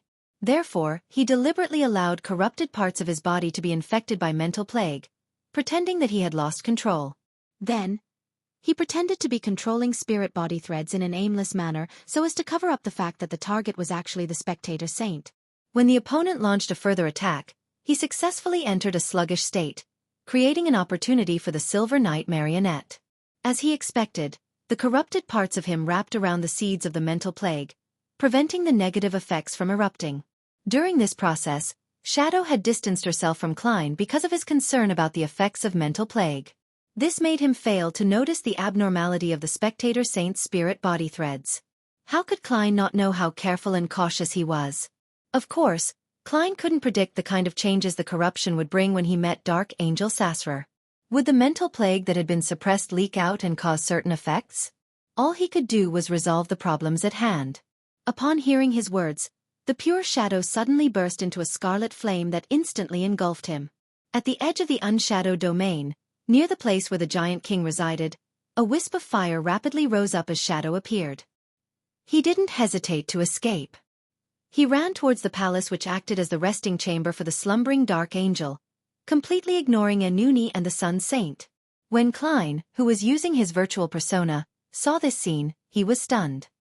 He couldn't help but smile with the worm of spirit and shake his head. I'm actually that timid? He suspected that Shadow, which splintered off from him, had taken away most of his caution and carefulness, leaving behind more of his impulsiveness and recklessness. Pah! A silvery white beam lit up and smote the scarlet flames that descended outside of the unshadowed domain, shattering the pitch-black shadow that had just appeared. Klein hadn't wasted time muttering to himself. He had long controlled the Silver Knight marionette, then according to the distribution of the flames and his habits, he predicted the next few areas that Shadow would jump to. Then, he condensed Silver Rapier, ahead of time and smote down the moment the flames descended. Unshadowed domain didn't have a barrier in the physical sense. Anyone could leave or exert influence on the outside world. However, the torn-up shadow eventually turned into thin pieces of paper and quickly disappeared. Another few burning scarlet flames descended, and the black shadow used them to jump, moving closer to the open door of the giant king's residence. The silvery white light that subsequently tore him apart had only managed to take down his paper figurine substitutes. From Sequence 5, Beyonders of the Warrior Pathway had the ability to see through illusions. Without the aid of psychology invisibility, paper figurine substitutes were obviously more useful than illusion creation. It was only a situation when two seers were in combat that scenes of shredded pieces and illusions would occur. In just 2 or 3 seconds, scarlet flaming columns rose outside the giant king's residence, as though they were releasing fireworks to welcome a guest. In the next moment, Shadow jumped into one of the flames and hid in the area where the Dark Angel lay in slumber. But at that moment, a figure quickly appeared in front of the scarlet flaming columns. He wore a black long trench coat and a half-top hat. His right face was normal, and his left face was formed from transparent and twisted maggots. It was none other than Klein's true body. The corners of his mouth curled up once again as he snapped his fingers with his right hand. Pah! The scarlet flaming columns were extinguished as the black shadow was forced to appear, returning to the staircase that was covered with the light of dawn. Flame controlling. The reason why Klein could rush outside the giant king's palace to intercept Shadow ahead of time was because, after Shadow decisively fled, he was no longer able to effect his summoning of items from the historical void. He easily took out creeping hunger and switched to the traveler's soul. It isn't a good thing to be too careful, Klein said to Shadow, doing so with a smile on his face. As he bent his knees, he arched his back. As he bent over, his figure suddenly became the knight in silver armor. The knight stabbed his broadsword into the ground and created an invisible barrier, sealing off the door to the Dark Angel's resting ground. At that moment, Klein swapped positions with his silver knight marionette. He gave Shadow the impression that he could enter the palace as long as he could destroy the Guardian's barrier. Of course, his true body interfered with Shadow's summoning of historical projections and controlling of spirit body threads. When the tables turned, the battle between the three demigods of the City of Silver, Anuni, and the Sun Saint also changed. When Colin Iliad once again kept Anuni, who had lost his black armor, busy, Derek repeated their previous strategy. At times, he would use Flaring Sun as an area of effect attack to trade injuries to the chief for a victory. At other times, he would condense a pure white, unshadowed spear and engage in precision attacks. This wasn't used often, because it was easy for Anuni to avoid it, causing Colin Iliad to be accidentally injured. After 3 rounds of Flaring Sun, Anuni finally reached the end of his rope. He once again spread out the last 2 pairs of illusory black wings, turning it into a pitch-black sea that devoured all light. He then drowned out Colin Iliad, causing the City of Silver's chief's body to be covered with a layer of thick black liquid. His actions were clearly affected. Seizing this opportunity, Anuni escaped from the entanglement and avoided the subsequent, unshadowed spear. He transformed into a shadow and quickly moved towards the Giant King's residence in an attempt to join forces with Shadow to break through the barrier. At that moment, a silvery white beam burst out from his body, ripping him into blobs of dark red flesh. This sudden surgical strike came from Lovia. This 6-member council elder had actually given up on dodging the attacks of the Sun Saint. At the instant Anuni was about to escape the battlefield, she decisively switched the grazed soul to the Silver Knight evil spirit, dyeing her black armor silver. Sizzle! The dazzling white and pure unshadowed spear hit the lady, causing her to shrink slightly and the blazing sun to completely devour her. The blobs of flesh in Anuni's body remained sentient. They quickly gathered together in an attempt to rebuild the body. However, at this moment, the black sticky liquid restricting the movement of Colin Iliad exploded with specks of light. They turned into a storm and tore through the obstruction, allowing the silver armor to resurface. Right on the heels of that, the gigantified Silver Knight took a step forward and swung the Sword of Dawn in his hand, allowing the hurricane of light from before to continue sweeping forward, inundating the blobs of dark red flesh. A pair of illusory black wings appeared and dissipated, calming the hurricane of light. However, Derek's Flaring Sun continued. Holy flames ignited every blob of flesh and drop of blood, melting everything with pure light. When the Sun Saint saw this scene, he knew that it was impossible for him to escape the fate of being destroyed. He didn't bother dealing another blow to Lovia and turned around, about to withdraw from his unshadowed domain. Suddenly, he heard a voice filled with malice and corruption. Slow! Lovia struggled to free herself from the remnant powers of Unshadowed Spear, and teleported to a spot not far from the Sun Saint. Then, she switched the grazed soul to a devil and used the language of foulness. At that moment, the black armor on her body had completely shattered. There were many cracks on her purple-patterned black robe, revealing her slowly squirming flesh. Her aura was rather weak. The slow, that wasn't at the level of a demigod, couldn't affect the Sun Saint for too long. However, this was enough for Colin Iliad. He condensed a silver rapier and made it teleport to the enemy. This silver rapier experienced a random mutation. It directly pierced through the holy armor of the Sun Saint and exploded in his body. Silver light bloomed as the Sun Saint blasted into countless pieces. Pa, pa, pa. The flesh fell to the ground and vanished in a blink of an eye, as though they had returned to the pages of history. After the battle ended, the 3 demigods of the City of Silver immediately approached the Giant King's residence and pincered Shadow.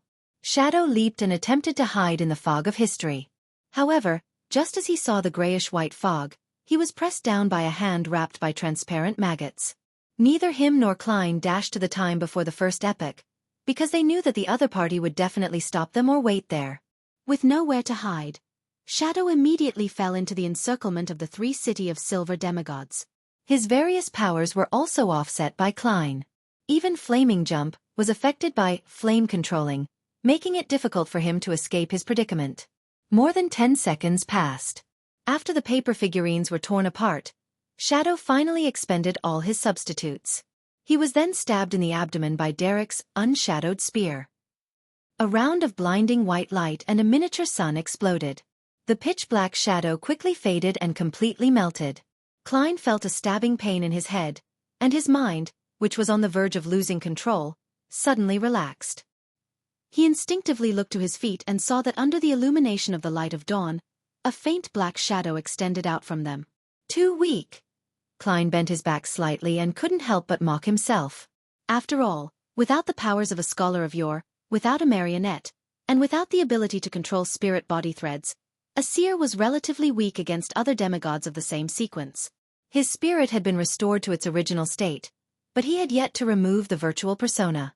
Furthermore, he had no intention of immediately summoning Miss Justice's historical projection to do this. As he had been corrupted by the Dark Angel, Anuni had shown the characteristics of the sun, spectator, storm, and secret suppliant pathways. If he wanted to enter the Giant King's residence, he had to be wary of psychological influences.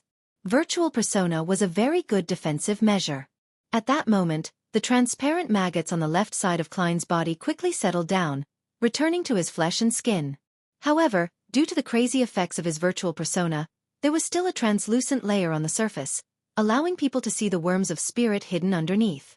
When Derek, Lovia, and the others cast their gazes on him, Klein straightened his back and reached out to grab Life's cane. He pointed at the open door of the Giant King's residence and laughed. Make every second count. The Dark Angel is waiting for us inside.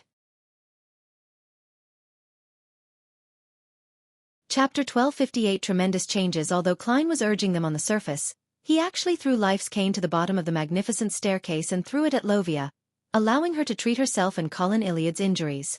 As a former Rose Bishop, Lovia was the least afraid of the negative effects of Life's cane. Regardless of the changes in her body, as long as it didn't involve the spirit, she could treat them. At the same time, Derek quickly ran towards the collapsed battlefield in the middle of the stairs, picking up the severed arm of the chief. As long as a broken limb wasn't lost, Life's cane could heal the injuries, restoring it anew. With an exaggerated smile, Klein nodded at Colin Iliad and leaped into the fog of history. He dashed to a time before the first epoch and hid in a fragment of light. Then, with a thought, he returned to Sapphira Castle and sat at the seat belonging to the Fool. With the help of the crimson star corresponding to the Fool, which was constantly contracting and expanding, he checked the situation inside the Giant King's residence. However, under his true vision, there was a deep darkness inside, indistinct and indiscernible. As expected of the left hand of God. The Deputy of Heaven, a king of angels that is suspected to be related to the Chaos Sea. Klein sighed silently as he frowned slightly. He now suspected that, even if Little Sun entered the palace and prayed inside, it would be difficult for him to see the exact situation through the darkness. Unless he became an angel and truly gained ownership over Sapphira Castle. In addition, Klein's spiritual intuition told him that there were still many unknown effects hidden in the slumbering grounds of the Dark Angel. He definitely couldn't be careless. He immediately reined in his thoughts and observed the situation around him. He searched for high-level existences like Adam and Amon, but he didn't find anything unusual. After letting out a breath, Klein hurriedly shattered the Miracle Invoker Beyonder characteristic that he had separated from the curtain. He made the parts consisting of Sequence 9 to Sequence 3 gather together, making the Sequence 2 portion pure. Then, he returned to the historical fragment and was once again affected by virtual persona, becoming more like a clown. In the next second, he left the grayish-white fog and reappeared in front of the door that opened into the residence of the Giant King. The Silver Knight marionette that had inserted the sword into the ground and created an invisible barrier immediately stood up. At this moment, the severed arm of Colin Iliad had already been reattached. Lovia had also recovered from her injuries. However, at some point in time, a few golden wheat heads grew from the back of her head and swayed. They walked to the door together with Derek and returned Life's cane to Klein. After receiving it, he shook it and stopped maintaining the projection, making it vanish into thin air. Right on the heels of that, he made a grab with his right hand, intending to summon the historical void projection of Miss Messenger when she was in perfect condition. At this moment, Colin Iliad suddenly asked, "You plan on summoning that angel?" "It's not necessarily that one. I have too many choices." Klein spoke the truth in a slightly exaggerated tone. Colin had already dispelled his giant state and regained his original height of more than 2 meters.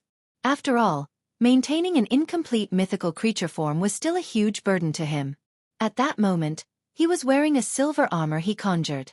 He held 2 swords that had returned to their normal sizes and said calmly, "That corrupted monster showed the characteristics of degenerating living creatures. The place where the Dark Angel sleeps should have similar effects." What the chief means is that the angel projection that Mr. World summons might rebel after entering the residence of the Giant King. And a fallen angel, even a projection, is easily able to make us pay a heavy price. Derek easily understood what the chief meant. On the other side, the flesh on Lovia's head was squirming as she enveloped the few wheat heads and fused them with herself. "Makes sense." Klein smiled and nodded, gently snapping his fingers.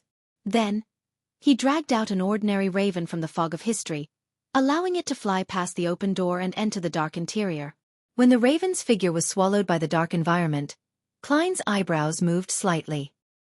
He turned his head and smiled at the City of Silver chief. "I've lost contact." Colin Iliad replied without any surprise, "That's a king of angels for you." Klein couldn't control the corners of his mouth from curling up. To him, this was a rather troublesome matter. It meant that he couldn't summon a historical projection to enter in his stead. The fact that his shadow had been sliced off also proved this point. "All right." As if stretching his wrists, he waved his hands a few times and took out a black staff with many gems embedded in it. 0 to 62, Staff of the Stars. He could only try to see if the sealed artifact projection and a marionette would degenerate and betray him. After all of them were prepared, Colin Iliad, Lovia, and Derek simultaneously cast their gazes towards the darkness behind the open door. Using the Staff of the Stars in his hand, Klein pointed ahead and said with an obvious smile, "This is going to be a dangerous journey. Everyone has a chance of dying. For you and for me." With that said, he pressed down on his top hat and followed behind the Silver Knight marionette. Passing through the open door, he entered deep darkness. Colin Iliad, Lovia, and Derek didn't speak. They walked forward in silence and determination. Backlund, in the battlefield outside the city. Using Lai to adjust her dragon transformation appearance, Audrey and the demigod in Faceation military uniform, who wore a mask and gloves, engaged in a fierce battle. The other party's impregnable defense, the broadsword that had been condensed from the light of dawn, the rapier's ability to hide and teleport, left a deep impression on her. If not for the fact that she knew that the upper echelons of Faceac and Intis were mostly Silver Knights, Demon Hunters, Iron-Blooded Knights, War Bishops, Unshadowed, Justice Mentors, Alchemists, and Arcane Scholars, and had gathered intelligence in advance at the Tarot Club and did some homework, Audrey, who lacked individual combat experience, would have long been defeated. Relying on her accumulated experience in this aspect, she managed to withstand the initial attacks and finally composed herself. Relying on battle hypnotism, mind deprivation, mind breath, and mind storm, she slowly turned the situation around and escaped her predicament.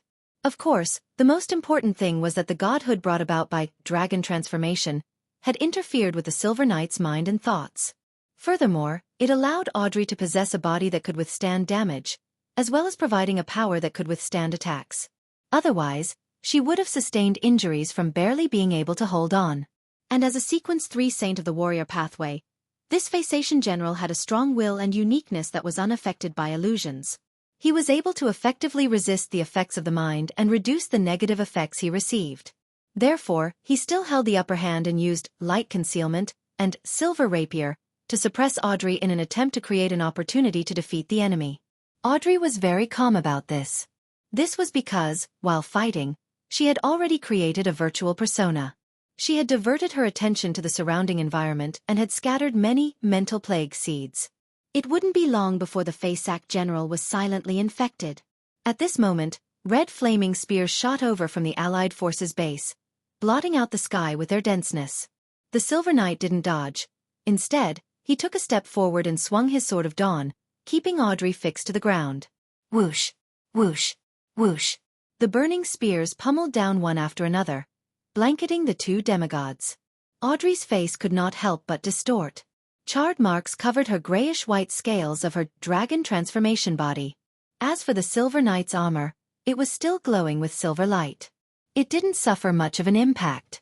Compared to a giant who specialized in defense, a dragon's ability to withstand blows was obviously much weaker. Only at this point did Audrey realize that she was participating in a war, not in a solo battle. When another wave of flaming spears was about to hit them, there seemed to be a commotion within the Allied forces' base, and there was a collapse to a certain degree. At that moment, the thick fog that enveloped the entire battlefield vanished, as though it had never existed. Audrey and the Fey-Sac general stopped fighting at the same time, finding themselves abnormally weak. They even found it difficult to raise their arms. She saw that behind the Allied forces' base, at the edge of the boundless plains, an orange-red ray of light rushed over, instantly covering half of the sky, blocking out the sun. The area around Backland instantly turned into dusk.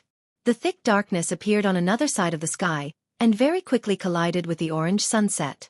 All the soldiers and officers on the battlefield fell to the ground and fell into a deep sleep. In Backland City, outside St. Hireland Cathedral, Leonard, who was wearing a red glove, looked up at the half-dark, half-dusk sky. His throat let out a silent sigh as he cast his gaze at the entrance of the St. Hireland Cathedral. The brown-haired Akansa Bernard and the other members of the machinery hive mind stood there, staring blankly at the sky. Just a few months ago, they enjoyed a deep level of cooperation with Leonard's Red Gloves team. Together, they dealt with the evil forces in Backland, searching for the secret organization that believed in the Fool, the one that used tarot cards as a codename. At the bell tower of the Cathedral of Waves, the city of generosity, Byam, Danitz watched the resistance enter the city and take over many places. Finally, he heaved a sigh of relief and turned to Alger. Look, they're very popular in most places in this city. Alger's gaze followed the slightly dark-skinned natives as he didn't respond to Danitz. Danitz felt very relaxed as he chuckled and said, I never expected that we would meet again in such a situation. Alger looked up and was just about to say something when he suddenly felt something. He cast his gaze towards the northwestern sky. The place he was looking at instantly darkened. Layers of dark clouds formed and countless silver bolts of lightning snaked out. Many deep blue waves surged up and were swept up by the wind. They rushed towards the clouds and connected to the sea. Wherever the sea and the sky intersected, beams of light lit up. They weren't resplendent or clear, without any colors. They seemed to be formed from countless illusory objects.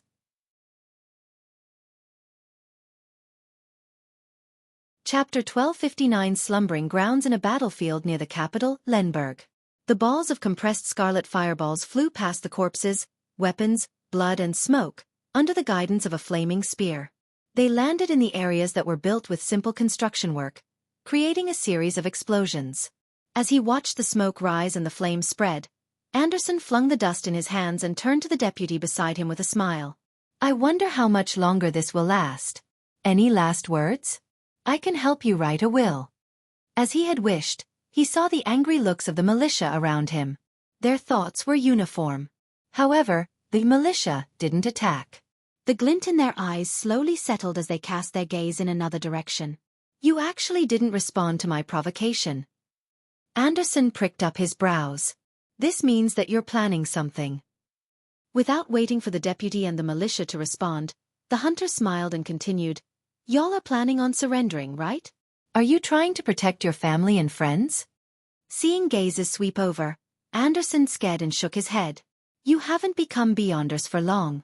It's only through the war that you obtained the main potion ingredients from the enemy. Only then did you become hunters, provokers, and pyromaniacs. However, when it comes to plotting conspiracies, y'all are still too inexperienced. I'm very curious. Why don't you try to convince me to surrender together? I don't think I project the image of being very firm usually. Besides, I'm not a believer of the God of knowledge and wisdom. Having said that, Anderson looked thoughtfully at his deputy. Is it because the enemy's brass is totally furious at me? They gave the order not to accept my surrender? The deputy remained silent for a few seconds before saying, Since you already know, why are you asking? With a swoosh, the nearby militia raised their right hands and aimed their palms at Anderson, appearing to have come to a collective understanding. If I don't ask, how can I be sure what everyone's thinking? Anderson said with a smile without panicking. He rubbed his stomach with his left hand and placed his right hand into his pocket. It was unknown what he was looking for. At that moment, the sun in the sky suddenly expanded and became extremely huge. The blazing golden sun made Anderson and company unable to open their eyes. They found it difficult to think any further. Immediately following that, an illusory tower appeared. Every level was made up of thick books. Each book had a brass eye on it. The higher one looked, the darker it became. It was filled with the aura of insanity, destruction, inauspiciousness, and disaster. The tower extended into the sky, as though it had encompassed the entire world within itself, including the gigantic sun.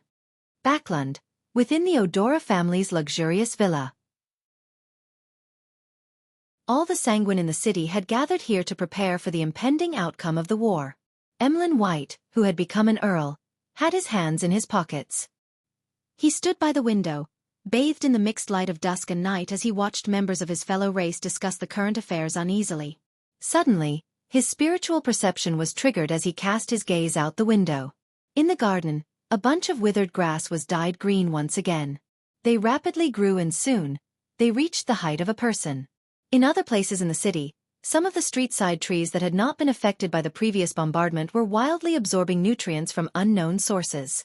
One by one, they rose up and soon grew to tens of meters tall. The branches were thick and the leaves were like umbrellas. These towering trees were connected to one another, covering half of the sky in Backland. Many buildings were crushed, or they were entangled by the branches and vines. It was as if they had been abandoned for more than a century. In just 7 or 8 seconds, many places in Backland had become a primeval forest. After passing through the open door and entering the dark interior of the giant king's residence, Klein immediately observed the Silver Knight marionette in front of him, the staff of the stars in his right hand and creeping hunger on his left hand. They didn't show any abnormalities for the time being. The corresponding spirit body threads didn't show any signs of degeneration. After confirming the situation in this area, Klein cast his gaze around and observed his surroundings. The place was enveloped by thick corporeal darkness. They couldn't see further than 5 meters away. The ground was paved with grayish-white bricks that looked like they were pieces of a frozen sunset. They didn't reveal anything extraordinary. After some thought, the corners of Klein's mouth curled up. He reached into the void, grabbed, and attempted to summon an angel. In the next second, he laughed out loud because he had lost a clear connection with the fog of history. This was the reason why the historical void projection he had summoned to enter had lost contact after entering this region. Laughing, Klein suddenly turned around and walked back to the area from which he had entered. "Mr. War Sparrow, what do you want to do?" Derek, who was also scrutinizing the various restrictions on him, asked in surprise. Klein replied with a beaming smile, "Now is not the right time to explore this place. I plan to come in again later." "Are you planning on summoning a Sequence 4 historical projection and try to see if it will degenerate and betray you after you bring it in?" Colin Iliad said after some thought. Klein spread his left palm and said, "No one set the rule that we can't go out once we enter, or not being able to enter after leaving." Although in such a situation, Mr. World's words sounded a little strange, Derek still felt that it made sense. This was because the City of Silver had done the same thing when exploring the surrounding areas. Through repeated acts of entering and exiting, they gradually accumulated intelligence and details to finally resolve whatever problems they faced. Lovia didn't say a word or object. From her point of view, it was undoubtedly a good thing that she could make more preparations. In an exploration that determined the fate of the City of Silver, they definitely couldn't be rash. After taking a few steps back, Klein suddenly stopped and laughed out loud. "It looks like the owner doesn't want us to leave." The faint light at the door had already been devoured by the deep darkness and disappeared. Colin Iliad surveyed his surroundings and said, "We can only proceed forward." Seeing the chief and Mr. World turn around at the same time, Derek took a deep breath and raised his left hand, letting it emit a golden glow that illuminated the surrounding darkness. This revealed thick columns with indiscernible tops. Some of them had their silhouettes outlined, while others were hidden deep in the depths, barely visible. Derek retracted his gaze, preparing to head forward with Mr. World and Chief. At that moment, he failed to see another familiar figure from the corner of his eye. Derek's pupils dilated suddenly. Then, he quickly turned his head to look for Elder Lovia, who had been standing beside him moments ago. This demigod who believed in the true creator had disappeared. She had disappeared without a trace. Derek's abnormality was noticed by both Klein and Colin Iliad. At the same time, they cast their gazes at the spot and saw that the black-robed Lovia had disappeared without a trace, as though she had evaporated into thin air. With the spiritual intuition of a seer and the reconnoiter abilities of a demon hunter, they failed to realize when Lovia had gone missing, or how she vanished. The curl on the corners of Klein's lips grew even wider. Without any hesitation, his mind raced and allowed his spirit body to enter the world above the gray fog, combining with the dark red illusion of the Fool. Right on the heels of that, he cast his gaze towards the crimson star that symbolized the sun. He hoped to find clues through his true vision. However, everything was still obscured by the darkness. Nothing was revealed, just like how Klein predicted before entering the giant king's palace. Without any time to think further, Klein immediately returned to the real world. In the span of 3 or 2 seconds, there was only Derek and the Silver Knight marionette by his side. The City of Silver chief, who was wearing silver armor, had disappeared. What just happened? Klein asked with a warm smile. Derek looked at him in shock, confusion, and panic. Didn't you see it? The moment he finished speaking, the shadow under Derek suddenly came alive. It rapidly extended upwards and enveloped him and the sunlight he emitted. After the shadow completely covered Derek, it fused with the surrounding darkness, no longer separable. Klein had originally raised his black staff to prevent an anomaly from happening, but in the end, he didn't do anything. All he did was watch with a smile. After a few seconds, he noticed that his body had turned black and dull, as though he was being melted by the environment. Similarly, Klein didn't try to save himself. The corners of his mouth curled up as he watched with a slightly shaking head. After his figure completely disappeared, his vision changed. The darkness was gone. The grayish-white stone bricks, the surrounding walls, and the huge pillars appeared clearly. They were covered in a layer of faint shadows. Outside the window, there was no sun, no moon, and no stars.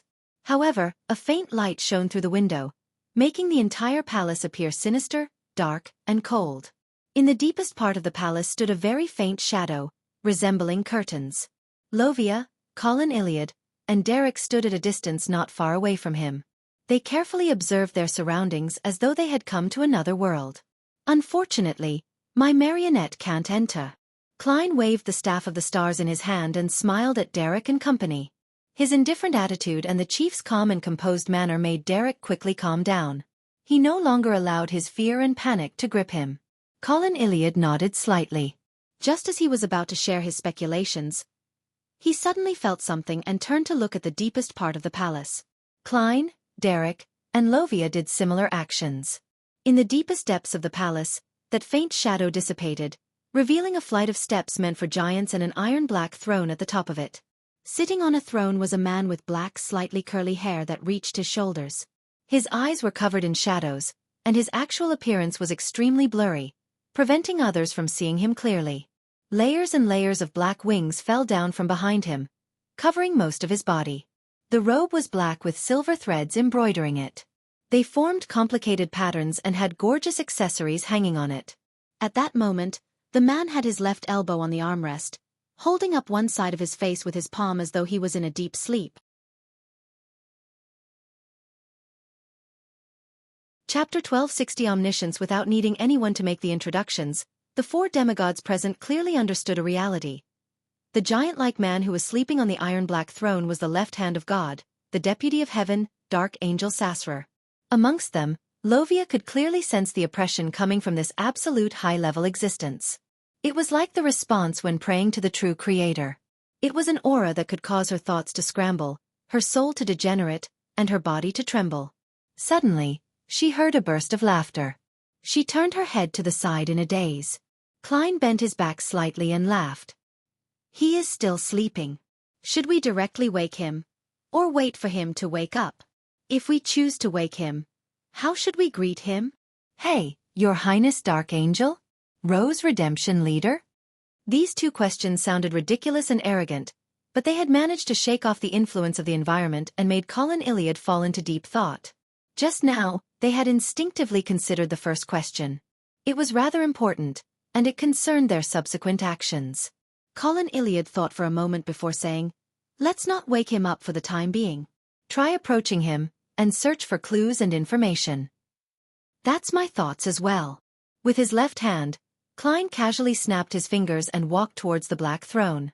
At this moment, he felt fortunate that he had already taken care of Shadow and restored his spirit to its complete state. Otherwise, he wouldn't have been able to completely restrict his virtual persona. When he was imagining how to do the greeting, he almost blurted out, "Hi, Sassy." Seeing that Gehrman's sparrow had taken 2 steps forward, Lovia finally snapped out of her daze. "I'll give it a try using a grazed soul." This was a relatively safer method which wouldn't harm the expedition team. Klein nodded. With his black staff in hand, he turned to his side with a beaming smile. A 3 to 4 meter tall phantom image appeared in front of Lovia. A pair of goat horns lined with mysterious patterns sat atop its head. Its skin was black and matte, exuding a sinister fullness. It was a devil. It was different from the devils that he had seen before.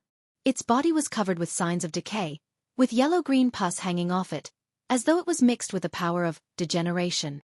As Klein casually sized up the phantom image, the devil spread its huge bat-like wings, causing the light blue flames on it to burn even more vigorously, dissipating the strong smell of sulfur. It took a step forward, slowly approaching the iron-black throne and the staircase meant for giants. Using its intuition for danger, it surveyed the area for any abnormalities. While Colin, Klein, and the other demigods were paying attention to it, they also began scrutinizing the details of the shadowy palace. They discovered that behind the iron-black throne that Sasra was sleeping on, there was a pair of dim, grayish-blue double doors that depicted sunset.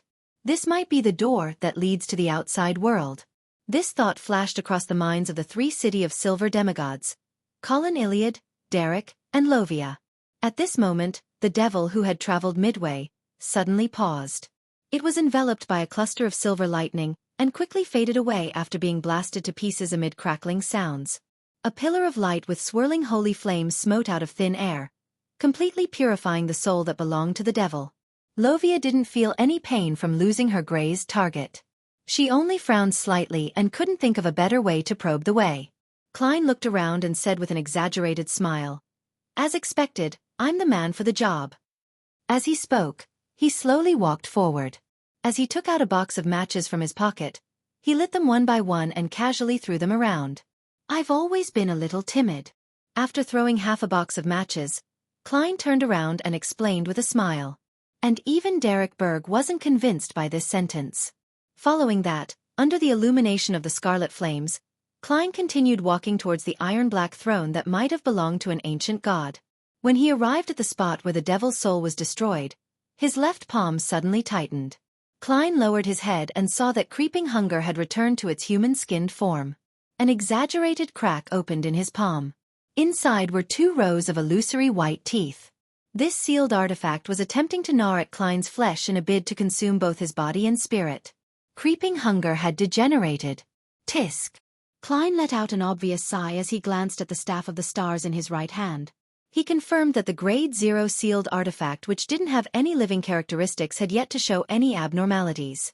He then raised his right hand and stuffed the other end of the staff of the stars into Creeping Hunger. Creeping Hunger bit at it a few times before it finally calmed down when sensing the suppression effect of a higher-level entity. After laughing twice, Klein took another few steps forward, covering a few meters. Cracks suddenly appeared in the shadows that covered the walls, pillars and tiles, as one brass eye after another grew out. A figure appeared in front of the countless eyes. He was first presented as the black-haired, light brown-eyed, and cold-looking Gehrman Sparrow. Following that, he warped into the black-haired, brown-eyed, scholarly-looking Klein Moretti with ordinary looks. Then, he degenerated into a blurry image, and a grayish-white fog emanated from him. At this moment, these figures that seemed to expose all of Klein's secrets came to a halt. Boom! He exploded, transforming into countless illusory fragments that fell to the ground and disappeared. Klein raised his brows and sked with a laugh. The omniscient power of the reader pathway? Just as he finished speaking, the brass-colored eyes, which grew out from the surrounding shadows and the ground, trembled. They emitted an ethereal voice that seemed to come from ancient times, the aura of Sapphira Castle. Sapphira Castle. Colin Iliad seemed to recall something and came to a certain realization. It's only possible to get a response or approach Sasra with a Sapphira. That's why, despite the hanged man clearly having Lovia, a demigod believer from the City of Silver, he still forced me into the palace to meet the Dark Angel? It wasn't easy for Klein to control his virtual personality's instinct to speak. Before he could consider what to say, the brass eyes hidden in the shadows emitted another voice. Your fate has intersected Ammonises, Leodoro, Adam, Amon, Harabergen, Aucases, Medici, Ouroboros, as well as him.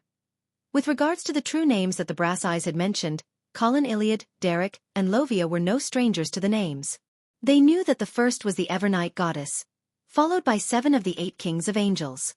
Furthermore, there was no lack of sequence 0 true deities in the present day. This left them somewhat stunned. They couldn't believe that Gehrman Sparrow would have crossed fates with so many high-level existences who exceeded sequence 1. Together with the sleeping Dark Angel before him, Mr. World and the 8 kings of angels had already crossed paths. How impressive! Derek marveled from the bottom of his heart. Klein was in no mood to quip about his divine interpersonal skills. With an obvious smile he asked, "Him?" Klein believed that "him" referred to the true creator. After all, he still had his corruptive influences left in his body. The brass eyes on the shadowy curtain fell silent for a few seconds before saying with an ethereal voice, "He is another me." The true creator was really another side of the ancient sun god. The side that was born from the god's corpse. It's a side filled with hatred and viciousness, one that controls degeneration. Klein gradually drew an equal sign between the black and gloomy infant sitting in the cavity of the ancient sun god's chest and the true creator. He had also gained initial confirmation that he was talking to the psyche left by the dark angel Sasrar. He thought about it and couldn't help but smile. Why did you form Rose Redemption to assassinate the ancient sun god? The information that the question revealed was something that Colin Iliad and Lovia already had an inkling and some speculations of.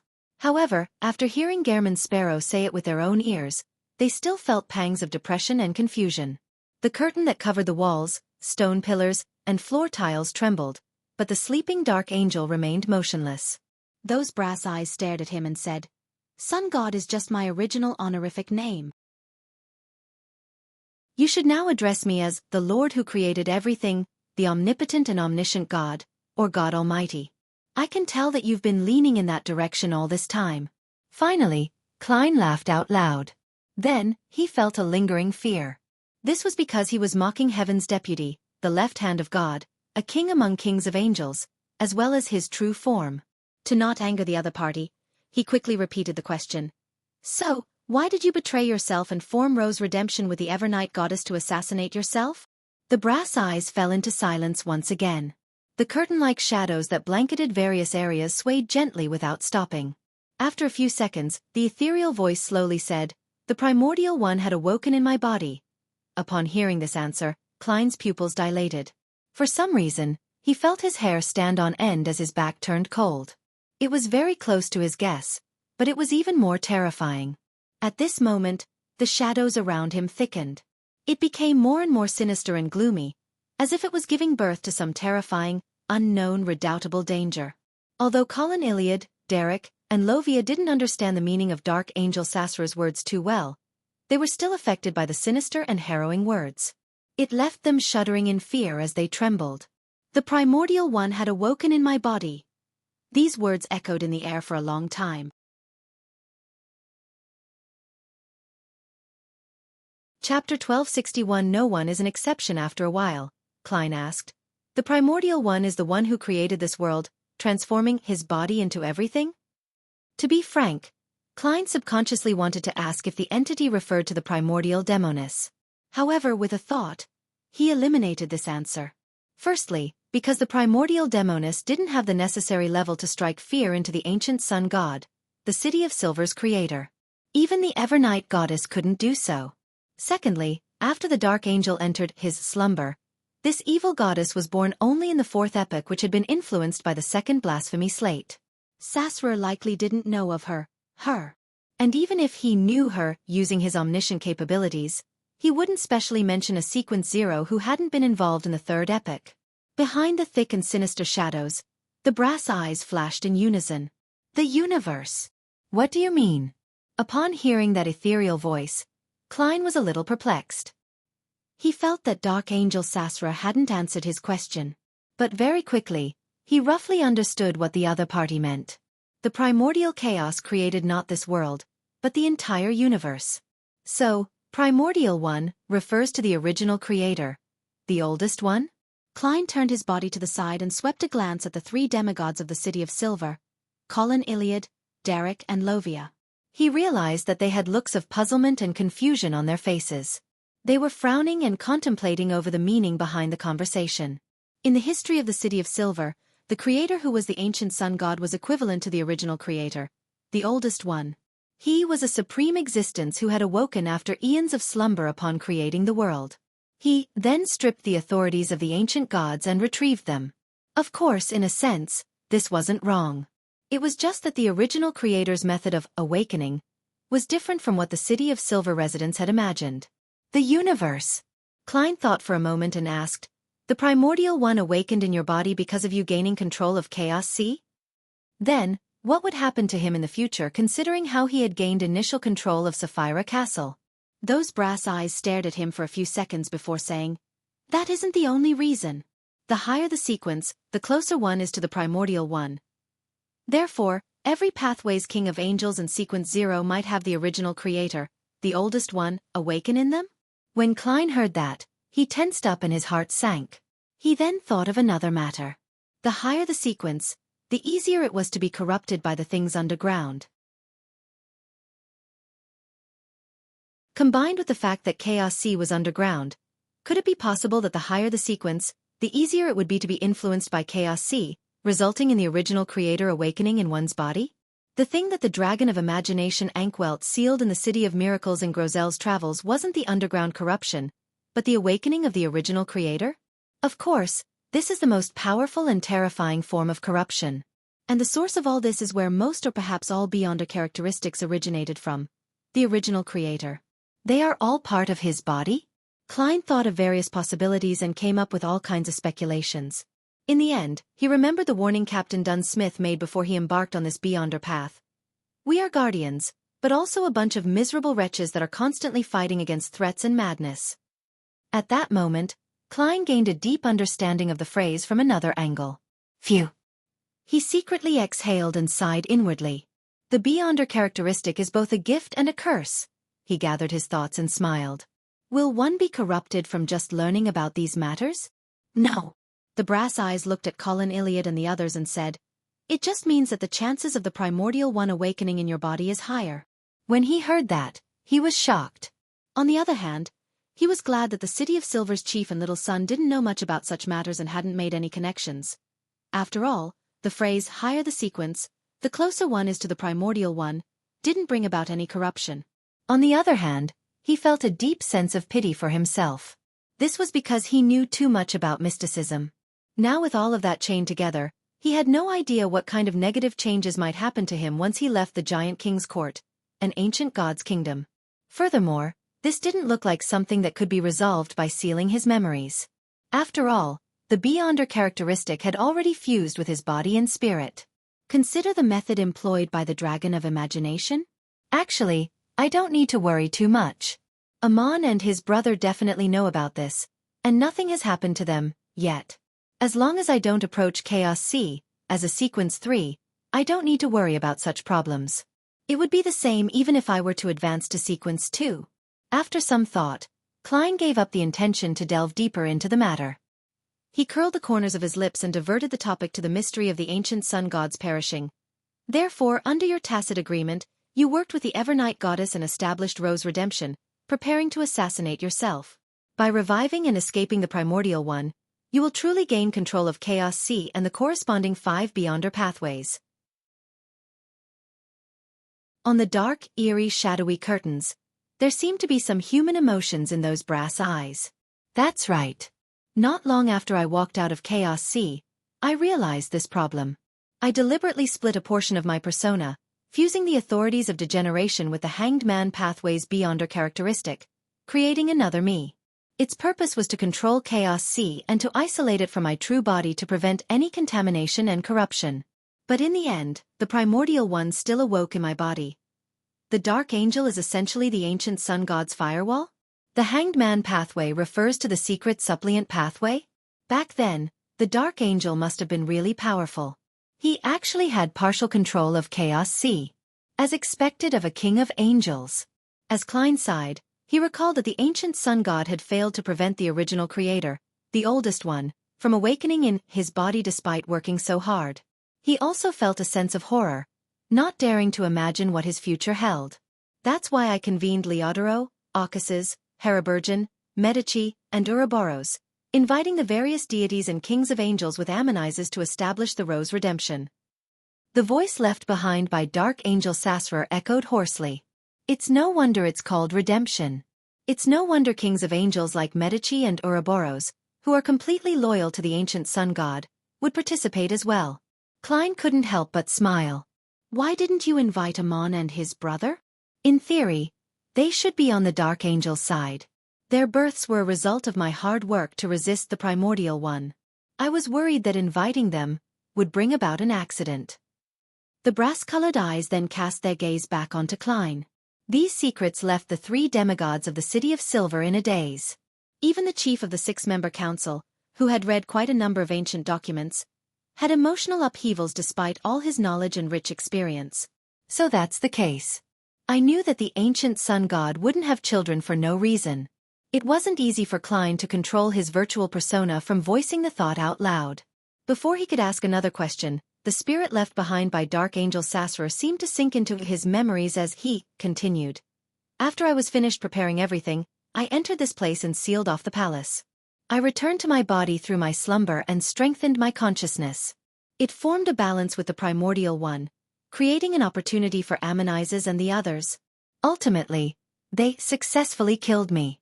According to my original plan, I would have been revived in the giant king's court. I would accommodate the corresponding uniquenesses and beyonder characteristics via the correct method. But Leodoro, Aucuses, and Heribergen betrayed me and ate my body.